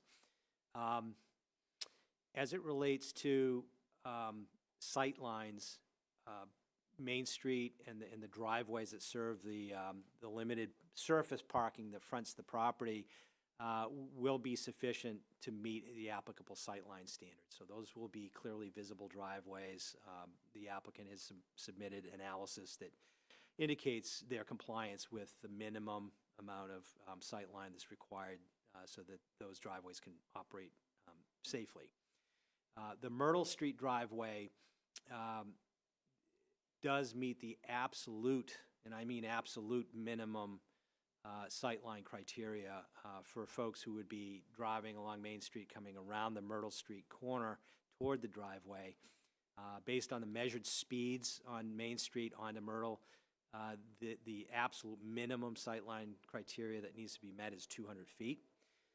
The applicant has made a modification to the wall feature, the retaining wall feature and the fence feature that will allow someone leaving the property to exactly and precisely meet the absolute minimum sightline. Through additional conversations with fire department in particular, and in consideration of the importance of safety for that particular movement and approach to the driveway, we've taken a harder look at whether it's feasible or recommended to enhance or increase that sightline standard to the extent feasible. And we've developed this high-level graphic that shows, in this particular example, a fire truck that might be leaving the property to return back to the central station, looking to the left, and a vehicle that would be approaching that larger vehicle. And you'll see in blue how the current site plan meets the absolute minimum sightline criteria that would allow an approaching vehicle to exactly stop just before striking that vehicle. That we acknowledge meets the absolute minimum criteria, but we feel compelled to advise the board and the proponent that it would make more sense to maximize that sightline. That will be a higher volume driveway. The applicant's own analysis indicates that folks would be inclined more so than the Main Street driveway to use it, particularly in the morning. It is also more proximate to the public amenity space within the property, including restaurant space, for instance, where folks would be coming and going on a regular basis. So the second part of that graphic, if you could bring it up, Peter. That's okay. Really, the second part of that graphic is color-coded in a pink type color, and what it indicates is the sightline that could be achieved at its maximum if all features were removed from that sightline triangle. It essentially reflects a condition where drivers looking toward Main Street and clipping the corner of the building. Okay? And under that particular scenario, that sightline could be enhanced up to approximately 290 feet, which happens to be the ideal sightline that's been reported within the applicant's submitted traffic report. Now, clearly, there are features that exist within that pink area that would be affected. They include the wall feature that I mentioned, the retaining wall feature. It does impact some portion of the public park space that's indicated on the site plan, and there are plantings within that area that would be potentially affected if that were advanced, if the design were modified in such a way that it maximized that sight line. So what we're suggesting and recommending is that further consideration be given to shifting the wall a bit further back from its current location, and that there be a modification of the public park space so that, you know, the sight line be maximized for safety reasons. Now, what's not shown on here, because this is the older site plan alignment for the driveway, is we believe that the corner radius on the upper left corner of the drawing has in fact been increased in the latest site plan. It may be possible to slightly increase that sight line a bit based on that realignment of the driveway. But I think there's a bit more homework that the applicant should look into to determine how they might maximize that sight line. And I think it's a critical issue. Those are the access-related issues. Now, parking, if we go back to the site plan, Peter, a couple of slides prior, right there, the applicant has introduced an additional garage access point off of the Main Street driveway. We like that concept for a couple of reasons. One is it provides redundancy, if you will, of access to the garage in cases of flooding or emergency for that matter. But as importantly, also affords the ability for folks who might be parked in that upper portion of the garage to have more direct access to the Main Street driveway and less reliance on and further proximity from the Myrtle Street driveway. So it actually has the effect of distributing how traffic is going to one driveway versus the other. And we like the concept of having balanced volume between the driveways. We believe that they'll function better as a result. And so we appreciate that, that change. It does not materially affect the parking supply in the site. We find that the parking supply, although it's reduced by approximately 2 parking spaces under this current concept from its original supply, in the aggregate is still appropriate for the uses that are proposed and the density of residential is proposed. What's not clear yet is how parking will be unbundled, for one, right? Statement in the proponent's submitted material suggests that the garage will be an open garage, that there won't be any gates or controls that would inhibit the ability for vehicles to enter or exit the garage structure. That's a bit contrary to how garages like this typically function. They are typically assigned as a preferred parking area at a cost to residents who would be living at the facility. The term unbundled parking is often associated with these types of projects because it's a mechanism that a developer can use to charge additional money for use of a premium parking space by a resident. And what that does is it encourages lower auto ownership.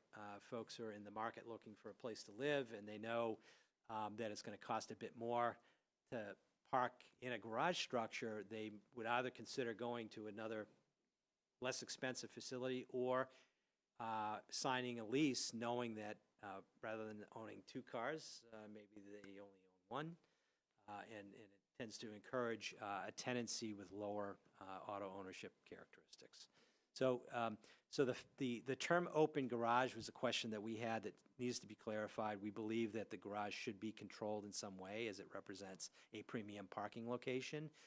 We would not want to see general public parking within the garage. For instance, if I wanted to go to a restaurant here during the wintertime, I might find it more comfortable to go to the garage and get out of the weather, which would be a disadvantage to the tenants who actually live in the building. So we would prefer to see some level of control at the garage that would allow the garage to be used for intended premium parking. As it relates to public parking for the restaurant uses, public park facility, we anticipate that the preference would be to use the parking that's closest and more proximate to that portion of the site, but it's not clear on how the applicant, the proponent, will designate those spaces or encourage the use of those spaces in that way.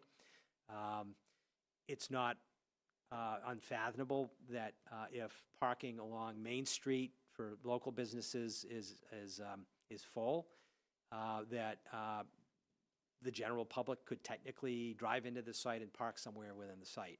So we would like to understand better how parking will be managed, how it will be assigned or encouraged for various segments of the property. We had mentioned perhaps a color-coded map with some kind of signs that would indicate preference for parking for commercial tenants versus residents, et cetera. As it relates to move-in, which is also essentially a parking issue, the applicant has provided a plan that shows that the move-in activity by a box truck, for instance, would occur to the rear of the building in an area that's marked out at roughly 28 to 30 feet wide. It's a gore-striped area, proximate to parking and proximate to the garage entry point, where there's an elevator system that would allow move-in or move-out facilitated by that elevator. The issue we have with that is that a box truck with a rear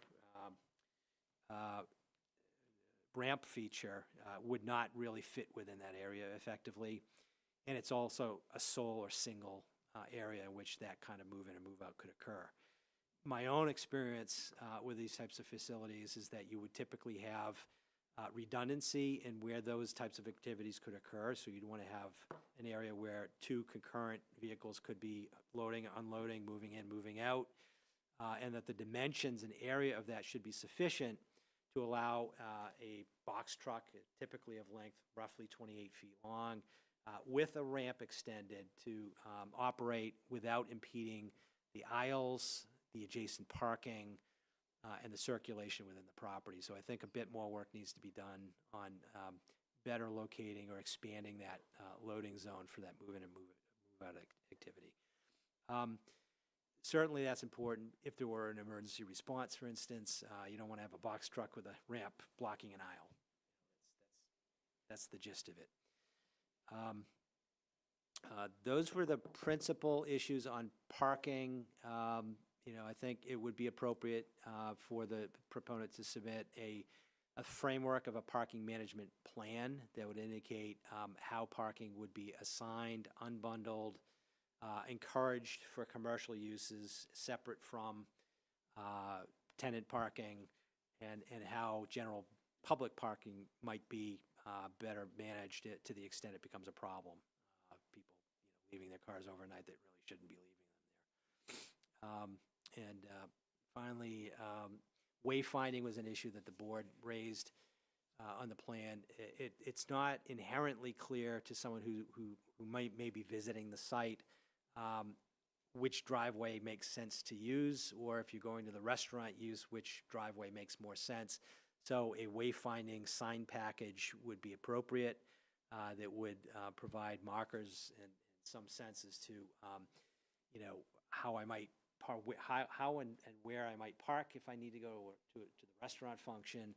If I want to lease here, where should I park the vehicle and walk into the leasing office? If I'm making deliveries, which driveway is more appropriate than the other, right? So a wayfinding package, I think, would be appropriate. And that concludes our principal comments. I can go into details on any other aspect of the review, which is in the March 14th letter. But as I mentioned, the two principal areas of concern, remaining concern with those two, parking and access. Thank you, Bob. Members of the board, any questions for Bob at this point? Yeah, thanks, Bob. Do you mind just commenting on circulation real quick, and specifically the right in, right out U-shaped portion in the middle? Yes. So that U-shaped portion is intended to be access to limited parking, of course. There is HP accessible parking there. Those spaces, we believe, are also intended to serve transportation network companies, TNCs. For instance, Uber Eats may be delivering,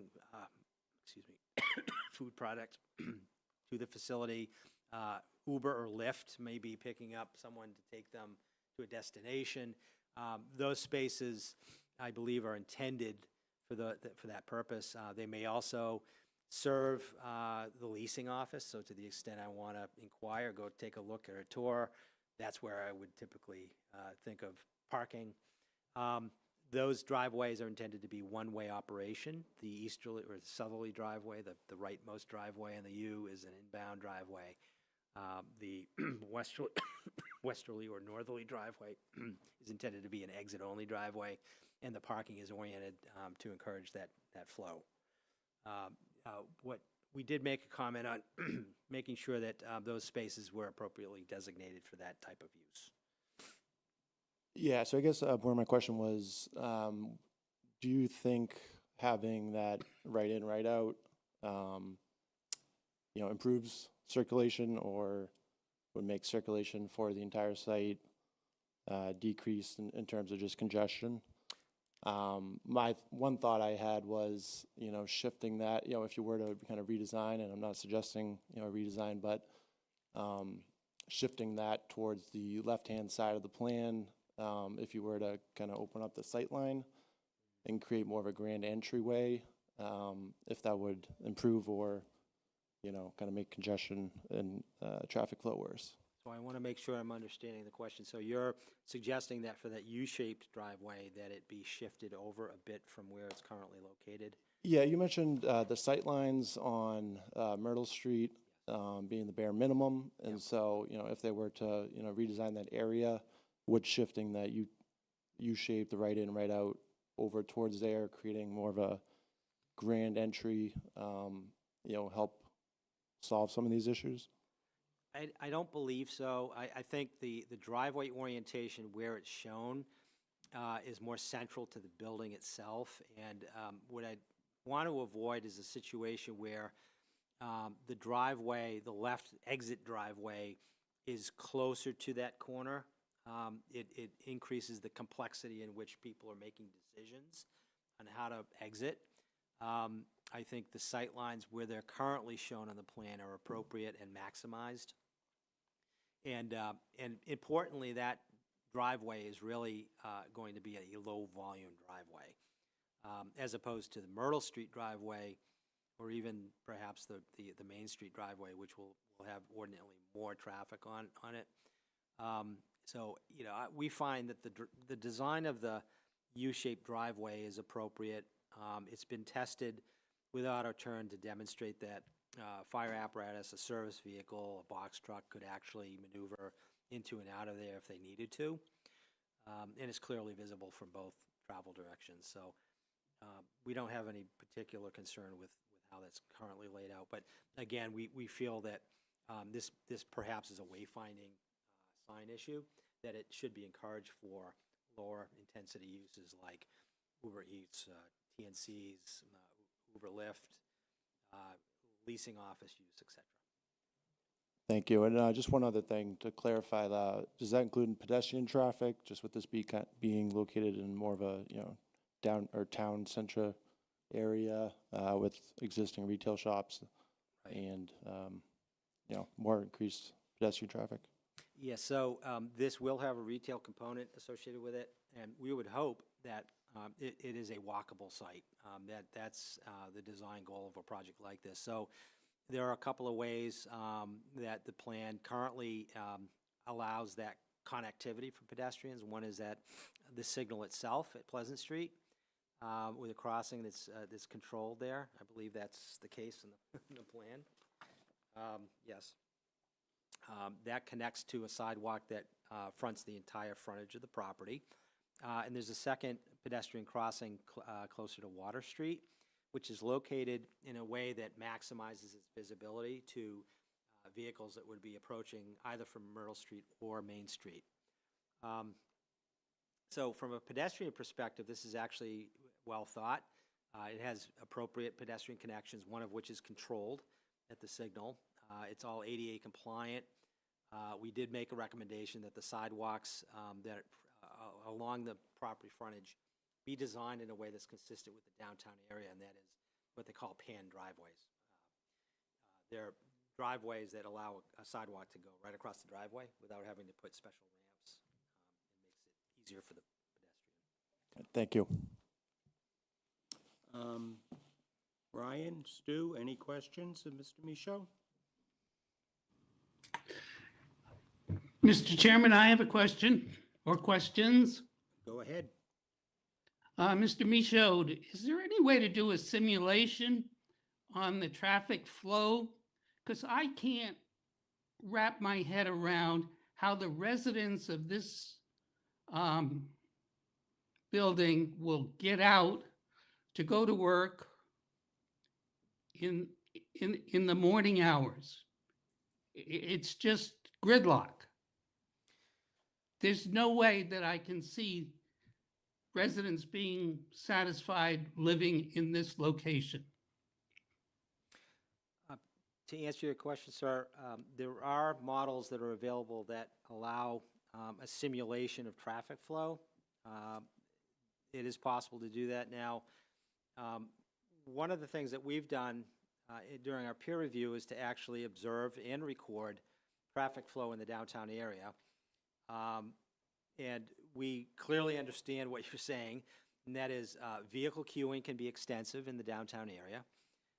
The train operations in particular complicate how the traffic signals work, and it's often the case that, bless you, when a train is crossing, that signals go to full stop, and you'll see very extensive queuing that takes several signal cycles to clear. Now, in the realm of traffic analysis, while those conditions exist, the relative change in volume, the relative change in traffic that this project will introduce is not expected to materially increase the amount of delay or queuing that occurs under those scenarios. Right? There'll continue to be longer queues during peak hours, particularly when trains come through town. And our principal concern was not so much in the convenience that a resident who chooses to live here might have, or what effect they might have on traffic flow from a capacity perspective, although that's important and it's been considered. Safety is job one. And it's the very reason that we wanted to avoid a scenario in which someone was attempting to either come into or leave the property in a way that was unsafe because of that vehicle queuing. And that ultimately led to the modified site plan that has this raised island feature, limits the driveway to right in, right out, addresses the sightline issue, and pending my prior comments, perhaps could be adjusted further to enhance the sightline and visibility for the Myrtle Street driveway. The other thing we did was we went out to Raymond Marchetti Way, and that particular intersection has the same level of volume that is predicted to occur at the Myrtle Street driveway. And we wanted to understand, based on today's ground condition, what kind of delays in vehicle queuing occur for that location as an example of what to expect at the Myrtle Street driveway. The applicant's analysis shows that during a peak hour in the morning, once this site is fully occupied, that there could be a queue of up to 11 vehicles in that Myrtle Street driveway, and it sounds horrible. There are limitations to the models that we use as traffic engineers that would suggest that that may not, in fact, be quite true. So that's why we went out to Raymond Marchetti Way and said, look at if we look at the operations and the queuing there based on a similar volume profile, what does it look like? And what we've seen is that the vehicle queues on average are about 2, perhaps 3 vehicles. Sometimes, and very briefly, it can be a longer queue, but certainly not 11. So the simulation modeling that you're suggesting is possible, but it doesn't necessarily provide an accurate depiction of what is likely to happen based on the limitations of the models. That's why calibration is an appropriate tool that traffic engineers use to reflect reality, and one of the reasons that we went out and did the observations that we did. Long-winded answer to your question, sir, but yes, it's possible to simulate it, but there's very little value, in my opinion, to doing so that would have a material consequence on changing the design that's before the board currently. Well, let me ask you another question. Based on what you just said, is it going to provide a safe environment from a traffic perspective for this location? And that's a great question. That's job one. As currently designed, and subject to, this is important, subject to a further modification of the Myrtle Street driveway, some of the features near the driveway to enhance sightlines. We believe that the site has the ability to operate safely in that it meets the applicable standards for visibility or sightline. And pending receipt of the auto turn analysis that I mentioned would provide sufficient accessibility for emergency responding vehicles or moving vehicles or service vehicles, both into, within, and eventually leaving the property without having to swing wide into opposing traffic. So from a safety perspective, what's currently before us appears to meet a reasonable standard, subject to some of the changes at the Myrtle Street driveway. And I also will mention one of our recommendations is post-occupancy monitoring. As the traffic study endeavors to estimate within reason what is expected to happen, it doesn't necessarily mean that that's exactly what will happen once the site is occupied. So we recommend a post-occupancy monitoring program that would look at the actual operations of the driveways, the actual volumes, the patterns of those trips, and the safety characteristics, meaning the crash records, to ensure that if something is different than what was predicted, that the proponent be in position to address those safety-related issues following occupancy of the building. So it's a safety net, if you will, to ensure that if an unforeseen issue occurs from a safety perspective in particular, that there's a mechanism to address it after the fact.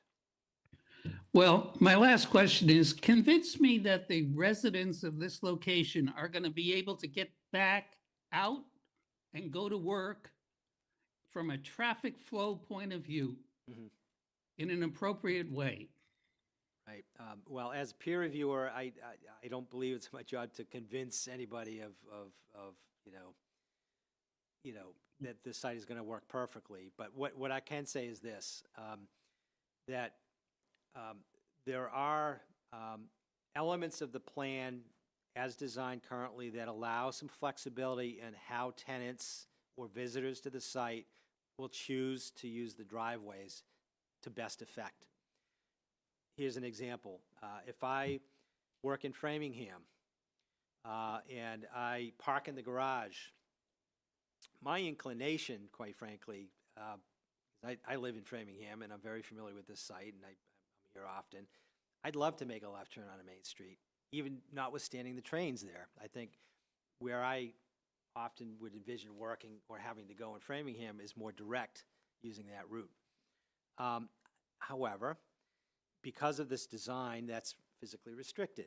So I would be forced to use the Myrtle Street driveway. If I found that left turn to be so problematic and so long a queue, I would simply make a right turn on a Myrtle Street instead and get into Framingham via the Salem End Road end of town, right? So what this plan allows someone to do is make a choice on how best to use the driveways, how most efficiently to use the driveways. And they've got options. So my opinion is that there are enough points of flexibility in how to use the driveways and from which direction that this will work efficiently. What I'm not saying is that it's going to solve the issues in the downtown area. I'm not saying that. I'm not saying that it won't introduce additional traffic. I'm not saying it will solve the queuing issues, but it does present sufficient flexibility of use that as a resident, I would have choices in how I use the site, when I use the site to avoid and minimize delay. Well, how is a resident going to get down Pleasant Street to go to work? Two options. Depending on where you park on the site, it may be most direct to use the Main Street driveway right turn only. to wait for an available gap in traffic, which we observe in the field to occur regularly based on how the signals work, and then to proceed left onto Pleasant Street as one option. If I am parked in the surface lot closer to the Myrtle Street driveway, depending on exactly when I leave the site, I have the option of making a left turn at that driveway onto Myrtle Street and eventually to make a right turn onto Pleasant Street. So I've got options. I've got the option to use the Main Street driveway in that example or the Myrtle Street driveway.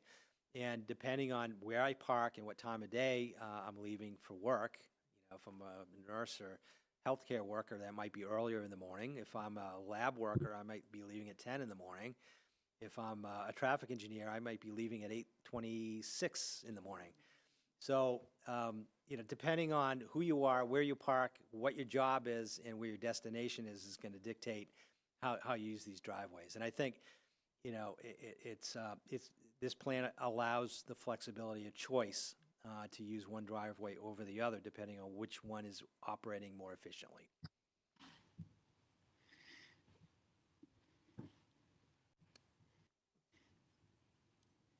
Anything else, Stu? Not at this point. Okay. Ryan, I see your hand up, so go ahead. Yes, thank you, Mr. Michaud. Appreciate the suggestions and adjustments that have been done here.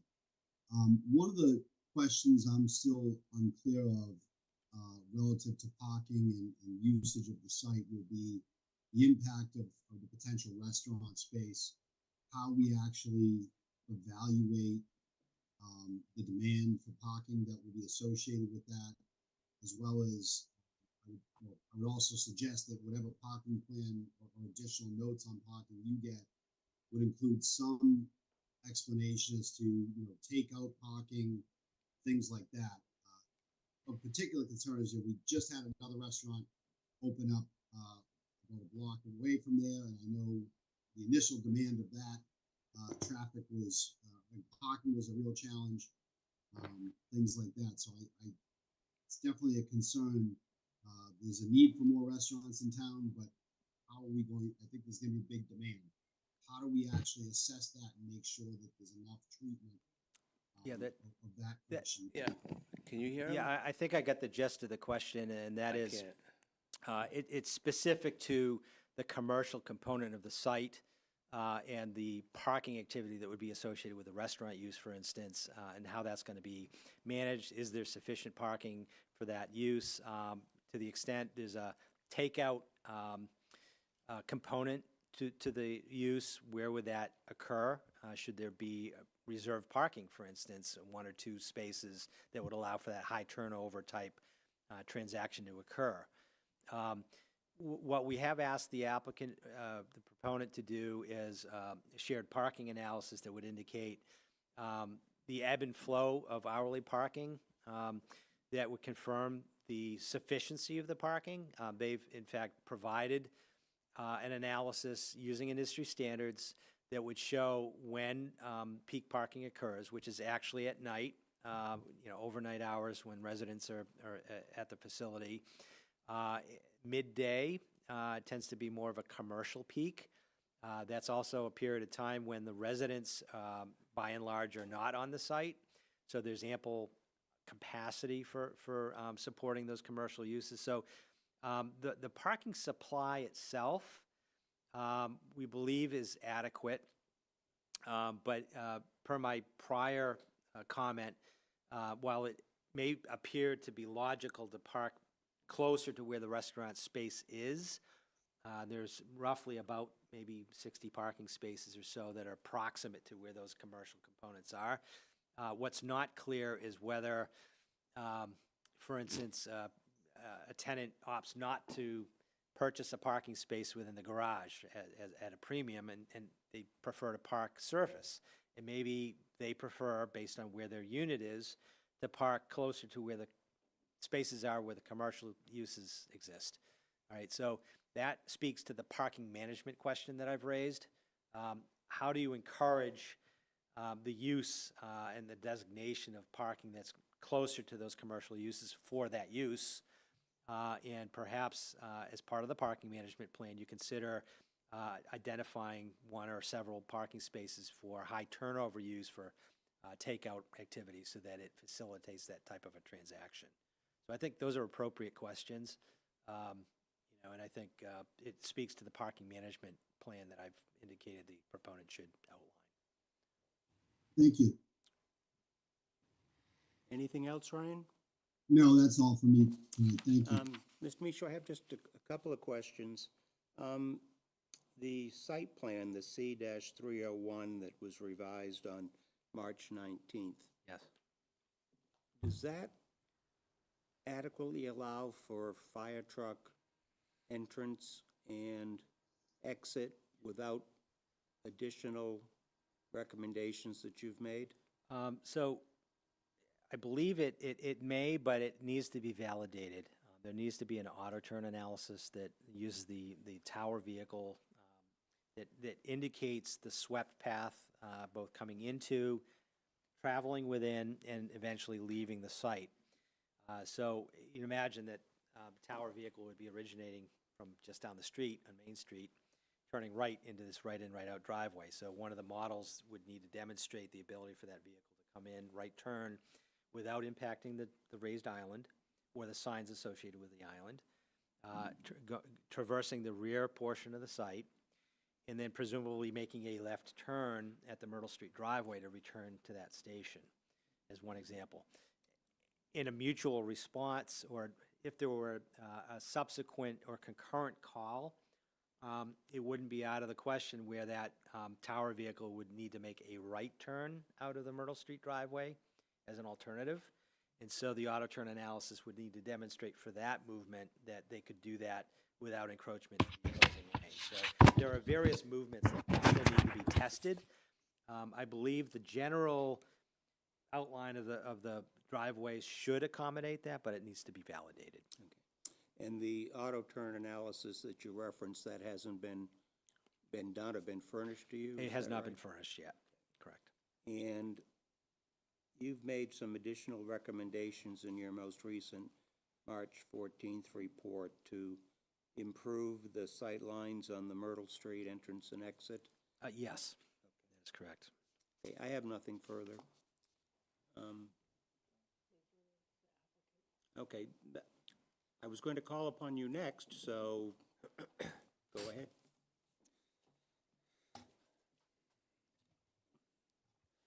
Thank you, Mr. Chairman, and thank you to Mr. Michaud for his thorough follow-up. What I would suggest is, and it pleases the board, I don't know what Bob's plan is, but I would suggest he hold off on any written comment until we have the opportunity to provide, because I think what he's asked, A, is reasonable, and B, we're going to address.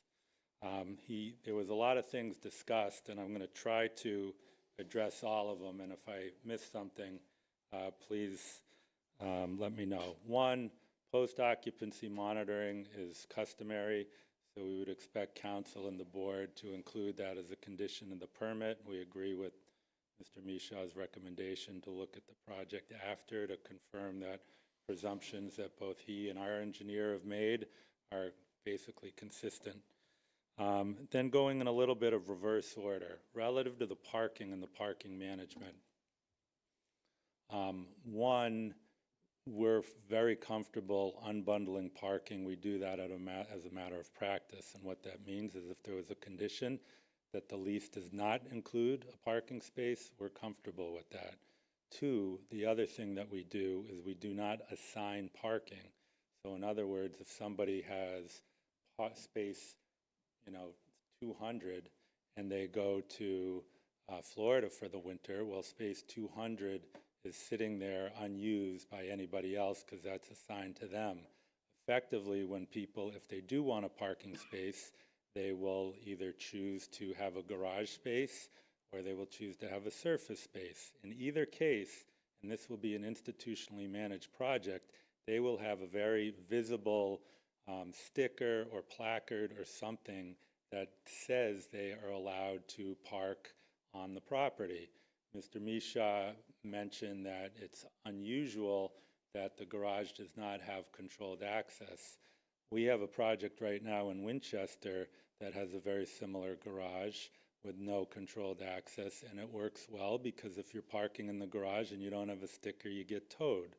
Okay, so we manage that very closely. So you need to have recognized rights to park, whether it's in the garage. And what I plan to do is write up a parking narrative for the benefit of the board and Mr. Misha to see how we plan on, managing parking. 3, and this is something I've promised and still yet to do, but we were pushing and pulling on the site, and I didn't want to do it until we felt like things had solidified. But we will do a color-coded kind of parking analysis, if you will, relative to these will be residential spaces, these will be commercial spaces, these will be, for lack of a better term, mixed, could be used from either. These are guest, so we can do that for the board and Mr. Misha to review. 4th, we think the loading as proposed is adequate, but if it would make the board feel better, I mean, we think we have a little bit of surplus parking, I think we'd be able to provide for another loading zone to accommodate a 28-foot box truck with the ramp.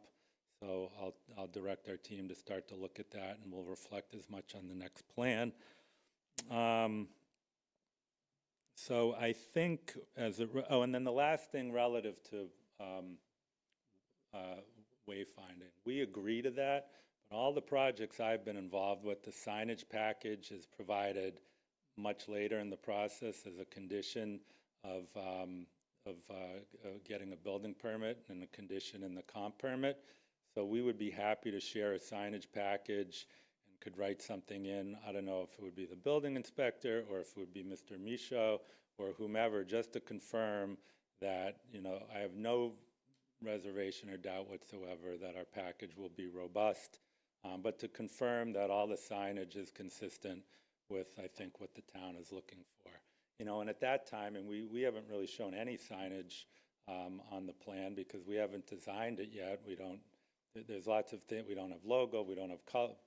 So we'll come back in before the board with our signage package at some point, much later into the process. And at that time, we can submit our wayfinding package for review by the board or their designee. Did I miss anything, Bob, relative to parking? I think I got, anyway, we'll get all that in submittal to the board. Relative to the swept path analysis, we have done that. What happened was we kind of, our plans were a little bit crossed relative to when we submitted and then when we got Bob's subsequent comments. And long story short, the site plan obviously says Bowler on it.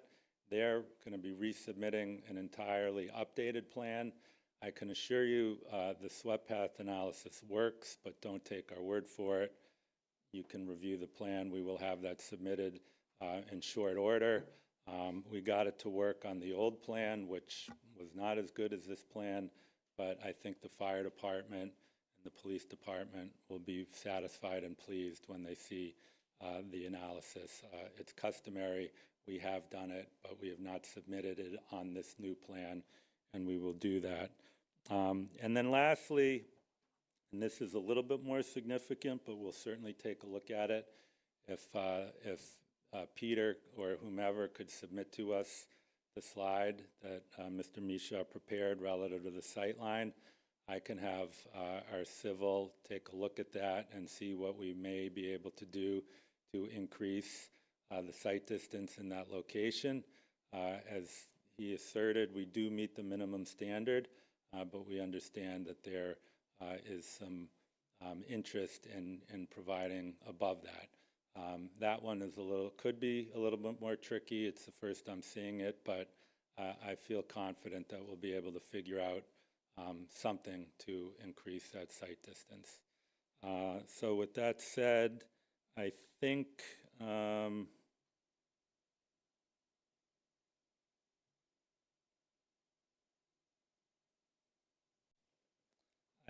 I believe that was everything that really of interest that was addressed.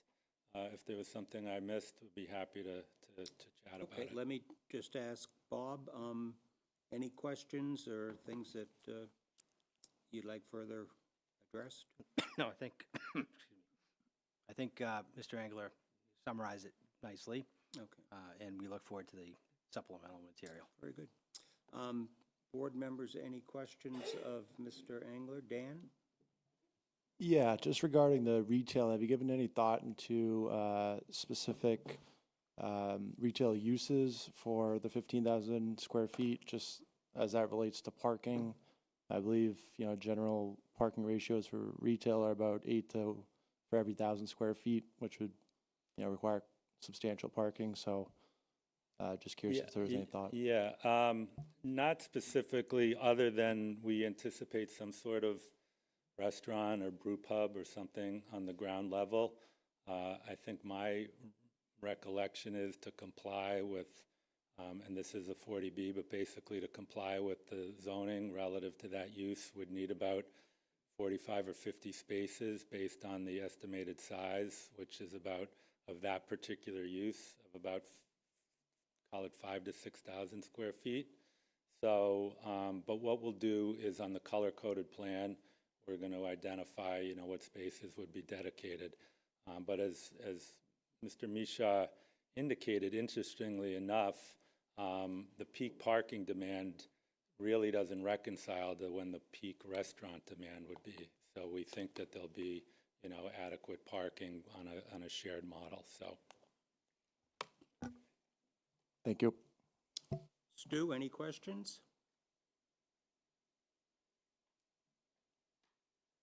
I'm good, thank you. Ryan? No additional questions now. Yeah, I thought he said he didn't have any questions. I do not. Okay, thank you. Okay, we are going to open it for public comment. As we did with the previous hearing, those folks that have lined up, if there's anybody online that wishes to make a comment, please raise your hand, and we will alternate one. So we'll start off with someone here, and then we'll go to someone online if there is anybody who wishes to be heard. Yes. Thank you. Claudia Bennett, I'm a select board member. I'm speaking tonight as a citizen. So, just to start off, I guess, with parking, to me, the problem with the parking and the need for enforcement or the need to discourage people from having two cars, I'm not really sure how well that really works. I think the problem is it's just not enough parking. I think we've already experienced that in downtown with the housing at 128 Main that's pushed, you know that every single night, every parking spot on Main Street is taken. They're taken frequently, many of them during the day, and unavailable for business. So, I mean, when you have to have parking enforcement things in place, it's an indication that you don't have enough parking. Where currently, I wasn't sure where the Myrtle Street exit and entrance is as compared to the existing one. Bob, can you answer that for her? Sure, through the chair. It's approximately where the existing driveway is, but it will be better defined.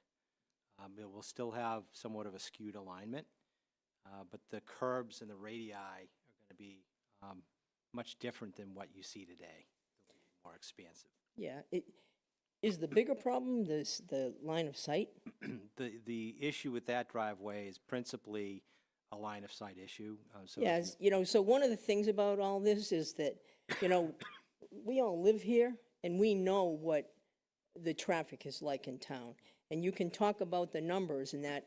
I know what it's like to come out onto Myrtle Street from being parked in the buildings there. And at some point when you're waiting to come out, at some point you say, I'm going to go for it, and you go for it.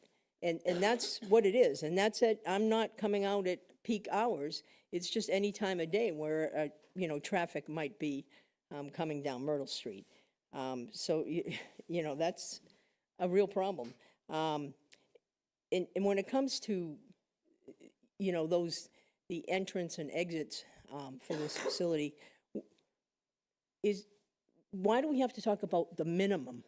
Why can't we talk about what would be the ideal? Or what, you know, and try to stay closer to the ideal than what's the minimum distance to keep somebody from getting killed, right? Can we give a little padding on that? And to sort of to Mr. Siegel's point, when we do talk about numbers, what's realistically is going on in town?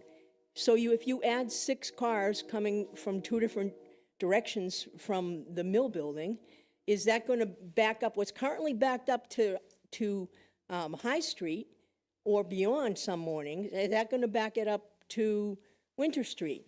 And if I'm coming, and now when I park in that place, I'm going to park down at the end near Myrtle Street so that I can take a right and then go down and take a left and come up Pine Hill and cut through neighborhoods, which we've already experienced when we were doing downtown work and everybody was finding alternative methods to get through town. So, you know, I think I understand that you have to think about safety, but I think that we also need to think about what makes this town livable. And that, I think, is a very critical idea. I'm not sure why we can't, it's not that I think it would be wonderful to put an intersection that aligned with Pleasant Street, but it would seem to me on some level that would even be safer. It might, in any case, I think I got all my points. But I do think it's helpful in all these conversations about traffic, and I can't say that I've been involved in many, and we talk about numbers. I think we have to think about what ultimately it creates. What does it look like when you have a train go through town? How far, I mean, backed up to Holliston Hill coming through. What does it look like? Not it's 88 cars. What does it look like? What sorts of things does it create? Thank you, Ms. Bennett. People.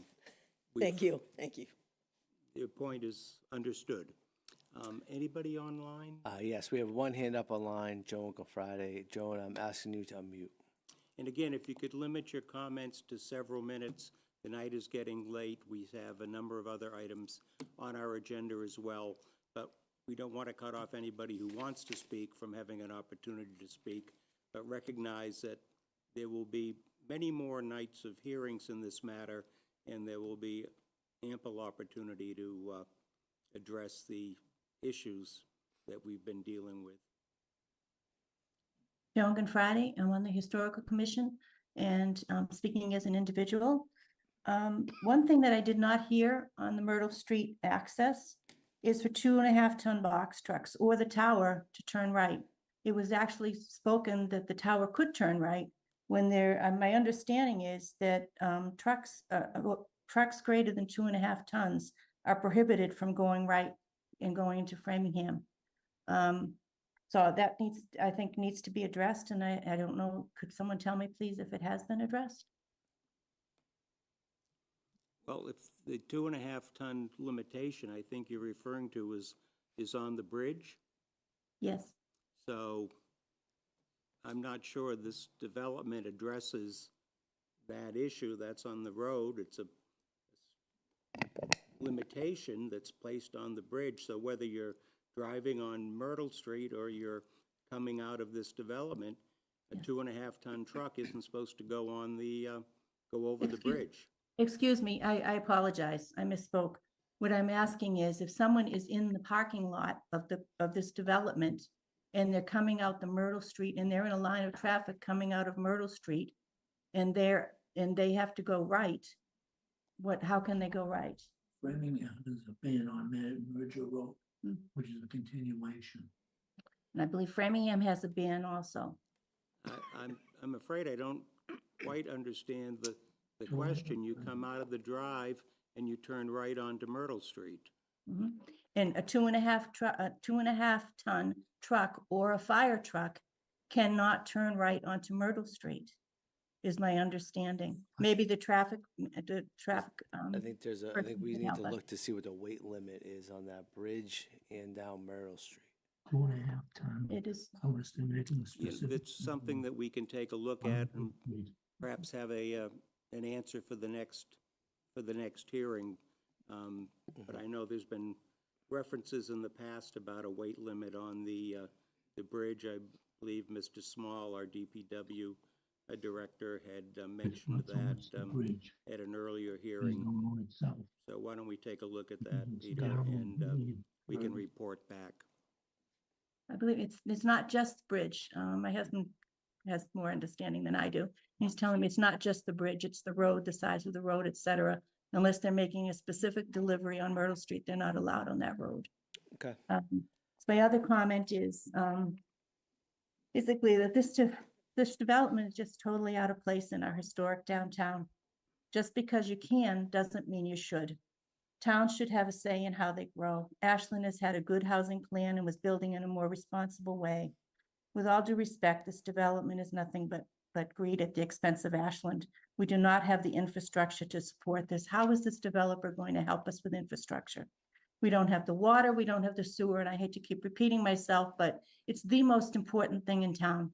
It's absolutely the most important thing. If we don't have water, we don't have a town. So at some point, this needs to be addressed. Thank you. Thank you. Mr. DeSoni. Okay, Max 119 Main Street. About traffic, I still had the question last time. Inside the parking lot in the front, it doesn't seem like it's wide enough when a person backs out of the driveway, out of that parking spot, and somebody's already into the straight to go towards the Myrtle Street exit. That's gonna be a little tie up too. So I said that before. I also asked this question last time, was the sidewalk. Was that looked at and added on to any talkings? The revised plan does talk about a redesign of the sidewalk in the area that you're referencing, so that I believe it's level with the parking area. The design would be a pan-type design, so the sidewalk would essentially be at a essentially continuous level through the driveway. That's the design intent. Okay, thank you. Okay, thank you. The I got two more things after this. We're short. The Myrtle Street left turn, last meeting, which was 2 meetings ago, not Joe Confrati, but Joey Confrati, Joey Mignani, excuse me, God bless my soul, mentioned that it's a state law not to take a left turn. Was that looked at? I don't remember Mr. Mignani's comment that you couldn't take a left turn out of there. There's no correlation here. It's so aggravating.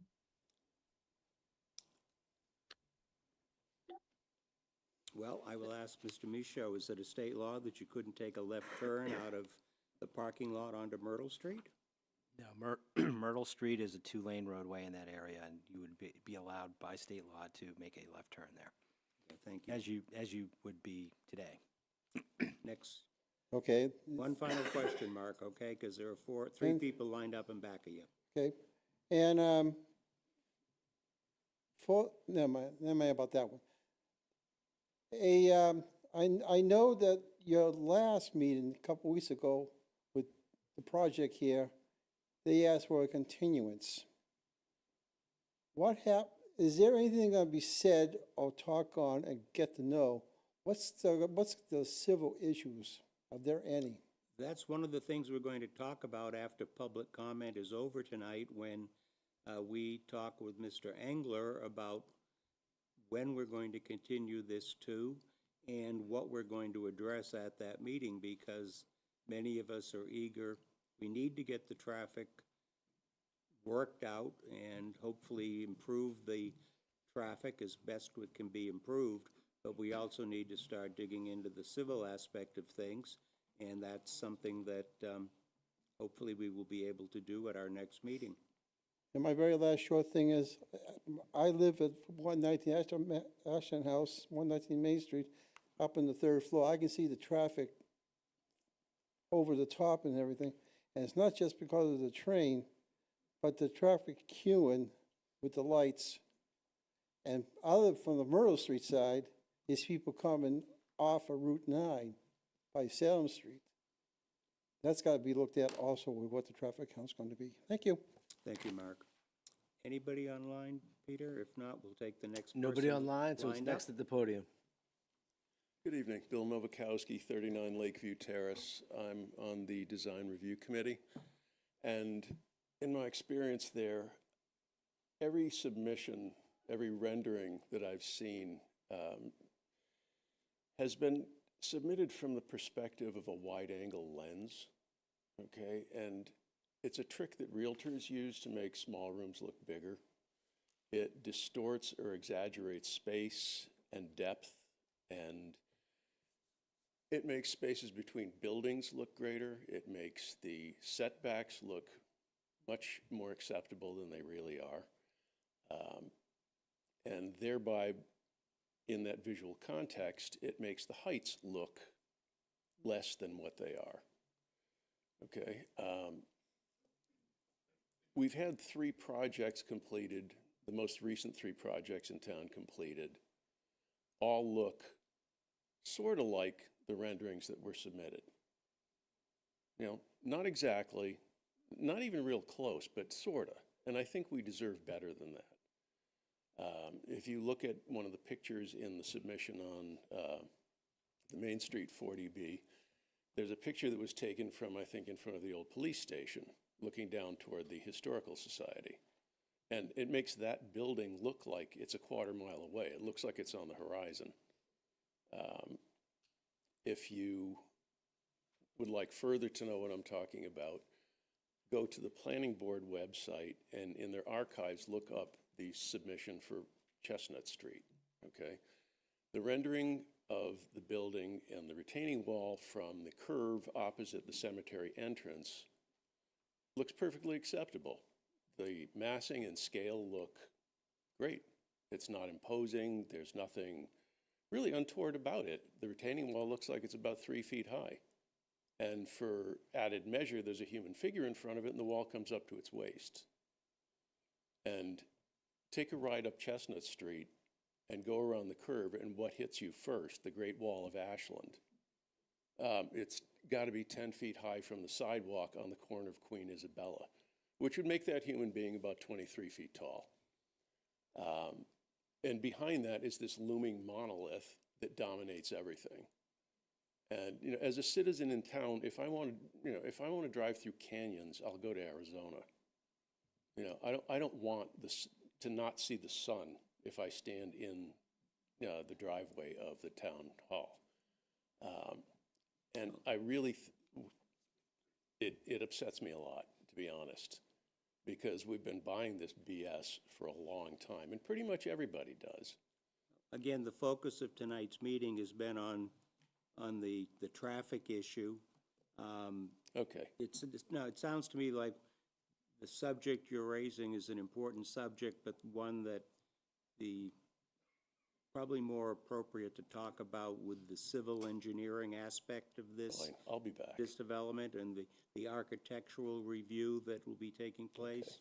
Okay. So that we would welcome you to come back and tell us about your concerns on that. Well, just keep it on the record. Thank you. You're welcome. Yes, sir. Good morning, sir. My name is Alex Keefe. I live on Pine Hill Road. I come with kind of a unique perspective because prior, 4 years ago, I served for 8 years as a police officer in town. I can tell you I responded to the crashes on Myrtle Street. I responded to the rollovers and to the ejections, and I can tell you Myrtle Street is one of the more dangerous roads in the town of Ashland due to the speed.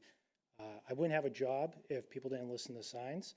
I can tell you, even though the speed limit is 25, when I was working in town 4 years ago, the average speed is 40 to 45 miles an hour coming down that road. With regards to traffic and the safety aspect, I appreciate you putting that as number one. I encourage you, while you're doing your assessment, to also take into account the fire department's mutual aid agreement with the town of Framingham and their turning radius of their fire apparatus, as well as the town of Sherburne that actually uses tankers that are much longer and wider than our current apparatus. With regards to the Myrtle Street entryway and exitway, as I submitted an email to Peter Madchek just this past week, which I appreciate him entering into the record, Pine Hill Road has roughly 7 streets off it. On top of that, we're north of about 100 homes up there. On Winter Street, that's probably north of 100 as well. You average roughly 2 cars per household. You do the math, it's a lot of vehicles. I looked at your review. I appreciate you taking Pine Hill into consideration, but I'd like there to be more of a review of turning the Myrtle Street entryway and exitway into emergency access only by putting a gate up like they did on Winter Street. My reason being is because of the turning radius of it, and when traffic does back up from when the trains go across, or if there's a backup on the intersection going down Pleasant Street, people naturally want to seek the path of least resistance. If they want to head towards Southbourne, they can take a left turn. They're going to shoot up Pine Hill Road to jump onto Myrtle Street. In addition to that, it's going to add traffic on the Raymond Marquetti if they're trying to beat it around. I know there's a bridge project going into place, but looking if we could, like Joe Manani mentioned a couple months ago, of recentering it with the lights that are downtown with that intersection to allow more of a flow going back and forth. I think if we looked at the general plan of the building and just shifted a couple of things, I think it'd be the shifting of 15 apartments which could be put onto the deck space that the proposal shows. We could make it more possible that it's an entryway and exitway at the Pleasant Street intersection. Totally agree. It is a pain in the neck to take a left-hand turn if you're coming off of Pleasant Street trying to get into the facility. But if they had a straight shot to go in and then they have their queue, I think that would help and be very beneficial to cutting down on the traffic that would going through the residential neighborhoods. Pine Hill is a thin road. As it stands right now, you go up there at 3:15. If you want to come, we can have a cup of coffee. When the bus is coming down where people park on the side, it turns into a 1-lane road.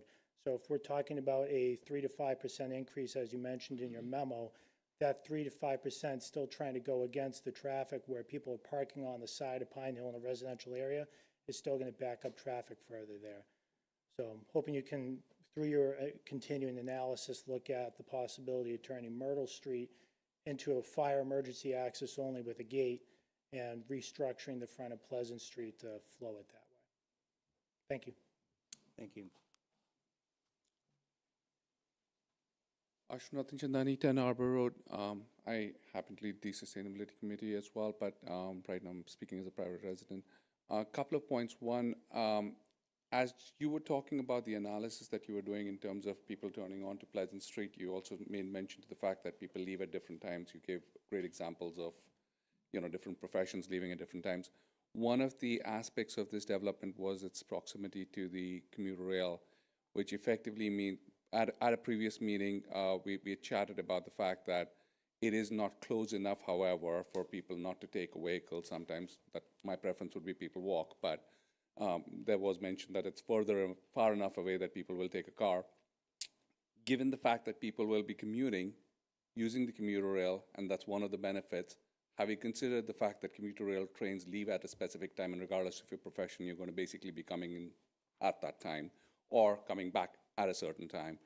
So really factoring that in, and when you compound that with the fact that that's also when the train's likely going past up and down, I think really complicates things quite a bit more. So I really didn't see that in your analysis. My second observation really is around a total lack of discussion. You talked about parking spaces, and I can appreciate the fact that we're a very car-centric culture, but have we done any modeling, or does any modeling happen that considers availability of bicycles and what the impact of having a bike rider go through that same narrow intersection? What would that look like? Again, proximity to commuter rail. Maybe there's the ability to ride a bike there rather than a car. But is there safety issues involved with a lot more people riding a bike? A number of the units here are going to be 1-bedroom, 2-bedroom units, so you don't necessarily, you do have a younger set of folks probably that are likely to be using some of those alternate forms of transportation. And how are we thinking about safety for those individuals? would be something I'd love to sort of see as part of your analysis. Thank you. This will be the last public comment for this evening. Thank you. Keith Roby, Fire Chief. One of my big concerns is listening to rights only, lefts only. Over 1,000 times a year, we get a second call. We have to leave a scene. I got to be able to go left and right out of either side with the fire truck. I can't tell a fire truck to go around a block. What if the accident's right at the crossing in Main Street? They're going to go around the block, Raymond Marquetti, come all the way back down. You know, so they need to come out of there and be able to take a left. So I don't know what you're using for restrictions, but it's going to be accessible for apparatus to get over. Lastly, my own opinion is, I know one of the original designs was lining up the intersection. If we lined it up with the intersection, the traffic lights would control the traffic. Here, we're trying to come up with ideas to control it, lefts, rights only. Why not put it back on the traffic lights? That's it. Understood. Thank you, Chief. Mr. Engler, before we move to continue the hearing to our next meeting, why don't we talk about when that is going to be? Our next meeting date rather, is scheduled for April 8th. And is that a date that you are available?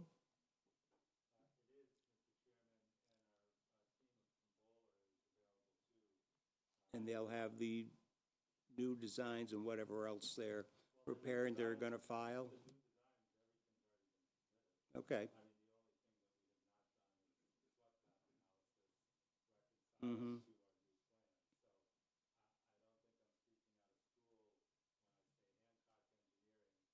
Microphone's on. Okay, good.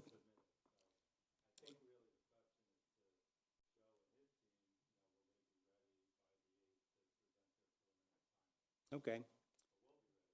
Okay.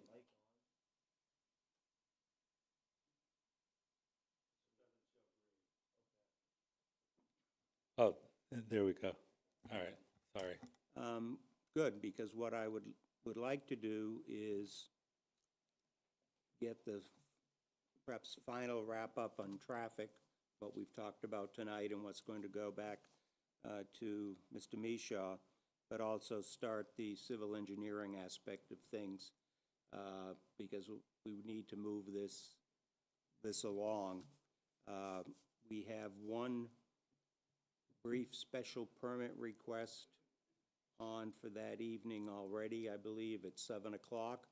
So how about if we continue this hearing to April 8th at 7:30? That way you don't have to get here and wait for us to deal with a fairly uncomplicated special permit request. We appreciate that. So just to recap, so if the town could get us Mr. Mishaw's slide, I mean, that would be helpful to our I assume that can be analysis done tomorrow? of the sight line, and everything else we should be able to turn around, you know, maybe even by the end of the week, and get it to Mr. Mishaw in plenty of time for him to review prior to the next hearing. That's the goal. So April 8th at 7:30. Mr. Mishaw, are you available at that time if necessary? I am. Excellent. Then I would entertain a motion to continue the hearing to Tuesday, April 8th at 7:30 p.m. Do I hear that motion? Don't speak at once. I, Ryan Sullivan, so move. Is there a second? I, Dan May, second the motion. I, John Trefethen, vote in favor. I, Dan May, vote in favor. I, Ryan Sullivan, vote in favor. Excellent, that is it. So, we are done with this hearing, and WACA, why don't we take a brief 2 or 3 minute recess, so allow the crowd to clear out.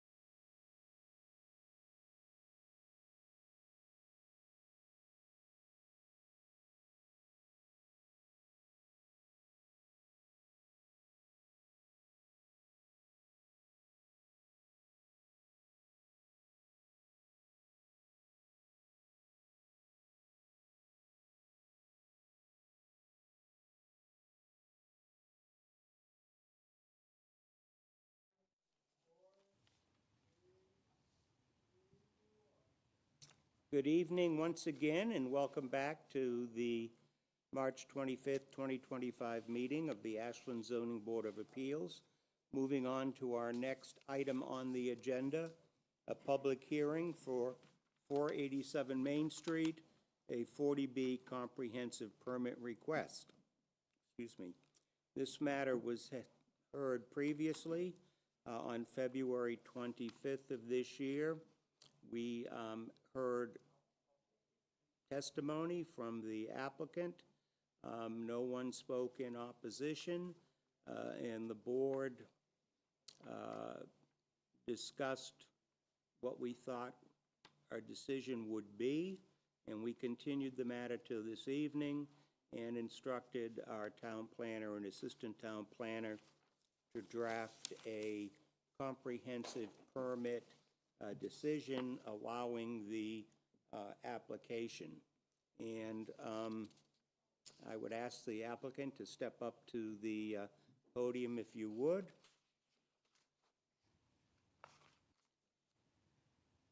Welcome once again. Thank you. Sitting on this hearing, the only three of us who were present on February 25th were Stuart Siegel, Brian Sullivan, and myself. So we will be the three sitting members on the hearing. And do we have to formally reopen the hearing, or can we just, we've reopened it by starting again? By starting again. Okay, and do we need to close the testimony and open deliberations? You're gonna close the public hearing and then open deliberation, and then you'll vote to. Vote on it, okay. To approve, yeah. Very good, then do I hear a motion to close the public hearing and to enter into deliberations? So moved. And I'll take one of those as a second. I, John Trefethen, vote in favor. I, Ryan Sullivan, vote in favor. I, Stuart Siegel, vote in favor. I can hear Ryan perfectly. Okay, now, we all have the draft decision. Anyone have any comments or questions about it before we entertain a vote? None from my end. Okay, Stu, you're shaking your head no. I will note that in the original draft decision, Brian Forrestal, one of our members, was listed as voting. Brian is not here tonight, and thus Stuart is going to fill in for Brian so that the hearing decision that will be ultimately voted upon includes Stuart as a voting member, an associate member, and not Brian Forrestal. That being said, is there a motion to approve the decision to grant Habitat for Humanity Greater Worcester a comprehensive permit for 487 Main Street in Ashland? So moved. Is there a second? I second that motion. Okay, I, John Trefethen, vote in favor. I, Ryan Sullivan, vote in favor. I, Stuart Siegel, vote in favor. Excellent, and that concludes the matter. The process from here, the three board members have to sign the hearing decision, and it then has to be filed with the town clerk. And 20 days after that, if no one has objected to the granting of the permit, and there's no reason anybody would at this point, you will be able to get your comprehensive permit, file it with the Registry of Deeds, and proceed with the project. And any questions, ask our town planner and assistant town planner, and they can help guide you with the process. Yeah, just a note, I think it'll probably take, maybe a week to collect the signatures, depending on when we can kind of get through it, and then we'll file it with the town clerk and to go from there. So Yes, I'm sure you'll notify me as soon as that we will happens. notify Habitat. Habitat, you know the rules and the rules of the road at this point, and we'll get this project on track. My one question for you is your time frame to start construction this spring? Or is this a fall project? No, so I'm hoping to start this summer, This summer, okay, this summer. okay, great. Spring's a little too aggressive. Okay, no, the town is very, very much, looking forward to this project. It'll be nice to not have a drive by Main Street and see an empty lot. Yes, and it's a good story. As much as Habitat knows, our Affordable Housing Trust is supportive, and whatever Habitat needs from town staff, we're happy to help have those conversations. Very good. I'll reach out to you too with specific actions after this. Thank you. Thank Have a you great very day. much. Thank you, gentlemen. Good evening. Okay, next item on the agenda, is my mouth is melding together here. Our approval of the meeting minutes for our February 25th, 2025 meeting, which includes an amendment. We had voted at our last meeting to approve John, sorry, the minutes for February 2025, they are not the ones with the amendment, it's the minutes for February 11th. Excuse me. Gotcha. Thank you. Let me back up and start over again. The first item would be to approve amended minutes for our February 11th, 2025 meeting. We had voted at an earlier meeting to approve the draft minutes that were presented to us for that meeting. It was subsequently called to the Planning Department's attention that the comments for one of the citizens, Ms. Gunfrady, who spoke in the public comment section, was incorrect, and in fact, rather than saying something was appropriate for the construction, it should have been inappropriate. The Planning Department checked the record of the meeting, and Ms. Gunfrady was absolutely correct, so it's appropriate for us to approve the corrected minutes so that her comments are accurately reflected. And our apologies go out to Ms. Gunfrady, and thank you very much for calling it to our attention. She was on and she's left. Oh, well. I spoke with Joan. Okay. I've gone back and forth with Joan about this, and she appreciates the correction. Is there a motion to approve the corrected minutes for our February 11th meeting? I, Ryan Sullivan, so moved. Is there a second? I second the motion. Okay, I, John Trefethan, vote in favor. I, Ryan Sullivan, vote in favor. I, Dan May, vote in favor. I, Stuart Siegel, vote in favor. Excellent, those are approved. Now, did we have any other meeting minutes to approve tonight, the February? The February 25th meeting? Mhm. Okay, those were sent out as well in the package of materials that we all got. Any suggested changes that you received? We have No? not received any comments. Okay. If so, there a motion to approve the February 25th, 2025 minutes. I, Ryan Sullivan, so moved. Thank you. I, Dan May, second the motion. I, John Trefethan, vote in favor. I, Ryan Sullivan, vote in favor. I, Dan May, vote in favor. I, Stuart Siegel, vote in favor. Excellent. That takes care of item number 6. Item number 7, staff updates and administrative matters. I think, first of all, as I noted with an email to the board a little while ago, that we will be losing Peter Matchik. He is leaving the town of Ashland. Has accepted a position with the city of Braintree.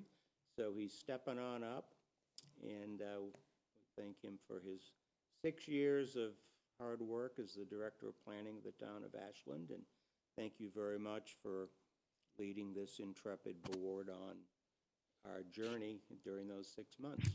Yeah, you're welcome. It's been great to work for the town of Ashland. I met some great people who always, will be my friends. I will always consider everybody a friend. And it's been some late meetings with Mr. Mark DeSoni, but The bitter end. to the bitter end. But no, it's been a great town. I have a great, taken a great liking to the town, and there's great people in this town, and I only hope the very best for everybody. So And you will thank be you. here until April 3rd. April 3rd, correct. So I have 1 week after this week, and just cleaning up everything and try to get everything in the right situation for the next planner coming in and Alvaro in the meantime. Okay, excellent. One other thing that I think we need to discuss tonight, it has been called to my attention by Alvaro that there are, in addition to the special permit that's on for our April 8th meeting, there are 4 or 5 additional special permit or variance requests that are in the pipeline and will most likely be filed with the town within the next few weeks. And then there are statutory requirements to open hearings, et cetera. Given the 2 40B projects that we've got going and the lengthy time that we need to devote at a meeting to each one of those, it was suggested that we may want to have a 3rd meeting for several months until we get the special permit and variance applications through the system. I'm fine with that. I spoke to Brian Forrestal over the weekend, and he was fine with that. So open it up for conversation. Stu, Ryan, Dan? Yeah, I mean, I don't think we can be here till 11 at night, so I'm in Yeah, agreement. I'm not for that. Stu?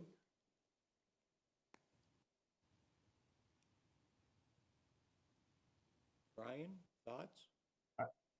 I mean, obviously, the volume's there. We're gonna have to meet to accommodate it. So I think that makes sense. Okay, thought would be whether we continue to meet on a Tuesday. Planning board typically meets every other Thursday, so. The planning board meets the 2nd and 4th Thursday of every month. And I think when Alvar and I were talking about this with John, I thought this would be predominantly a Zoom meeting. It would not be an in-person meeting. From my understanding, the legislature is now on the governor's desk that will extend the use of Zoom for hybrid meetings and remote meetings, and there's all likelihood she will sign that.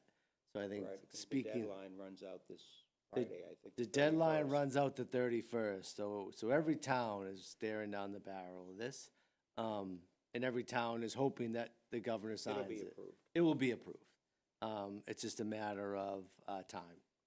So, Okay. yeah, and it's, So what day do we want to meet via Zoom? What's best for you, Alvaro, because you're obviously going to be, you know, on your own in the planning department, so you'll be, it sounds like the ZBA and the planning board meet the same week, the 2nd and 4th. Yeah, most week of the months do month. until, there's like 5 weeks. So either the 1st or the 3rd week would seem to me to make sense. Yeah, either a Thursday, Tuesday, Wednesday, like. Do people any of have those a days will work. preference, 1st week, 3rd week, Tuesday or a Thursday? That doesn't matter to me. Tuesday is much preferable to me. Okay.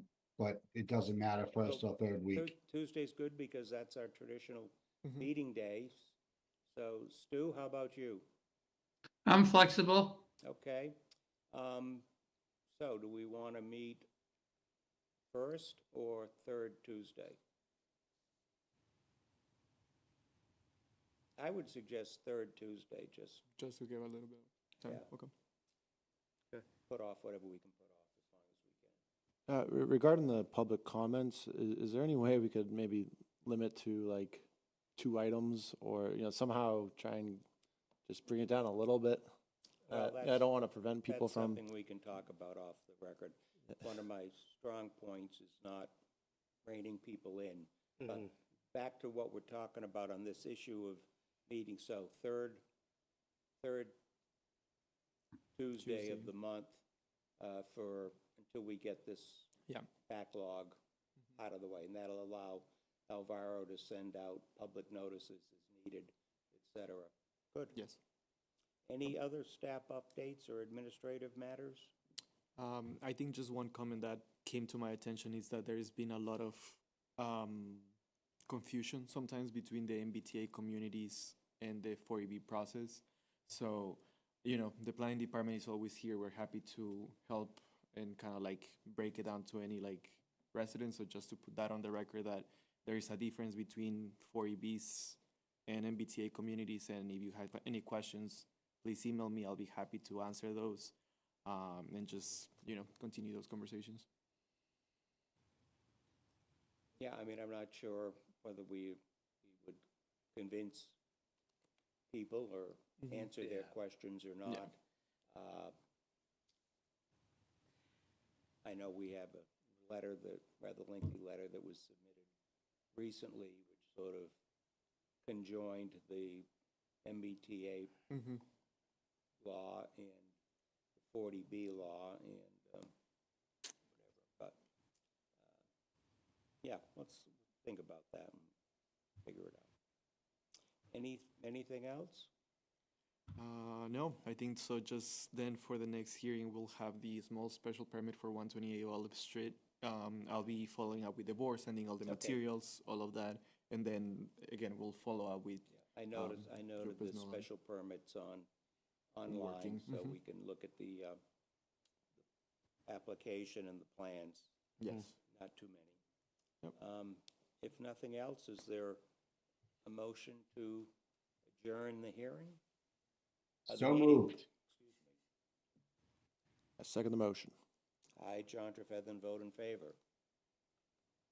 I, Ryan Sullivan, vote in favor. I, Dan May, vote in favor. I, Stuart Siegel, vote in favor. Excellent. Thank you all. It's 10:10 p.m. I think in my 10-plus years on the ZBA, this is the latest meeting I've ever participated in. It's not like the planning board. The planning board is getting started at this point. ZBA, we get our business done early. Exactly. Stu, if you could stop by town hall and come sign the decision, I'd greatly appreciate it. Ryan, if you can swing by town hall, great. If you need me to drop it in your mailbox to grab your signature, we can also do that. Will it be ready tomorrow? Because I can swing in tomorrow. Yeah, it'll be ready tomorrow. All right, great. All right, sounds good. Gentlemen, have a great night. Thank you. Thank you. All right, bye-bye. I'll swing by tomorrow morning as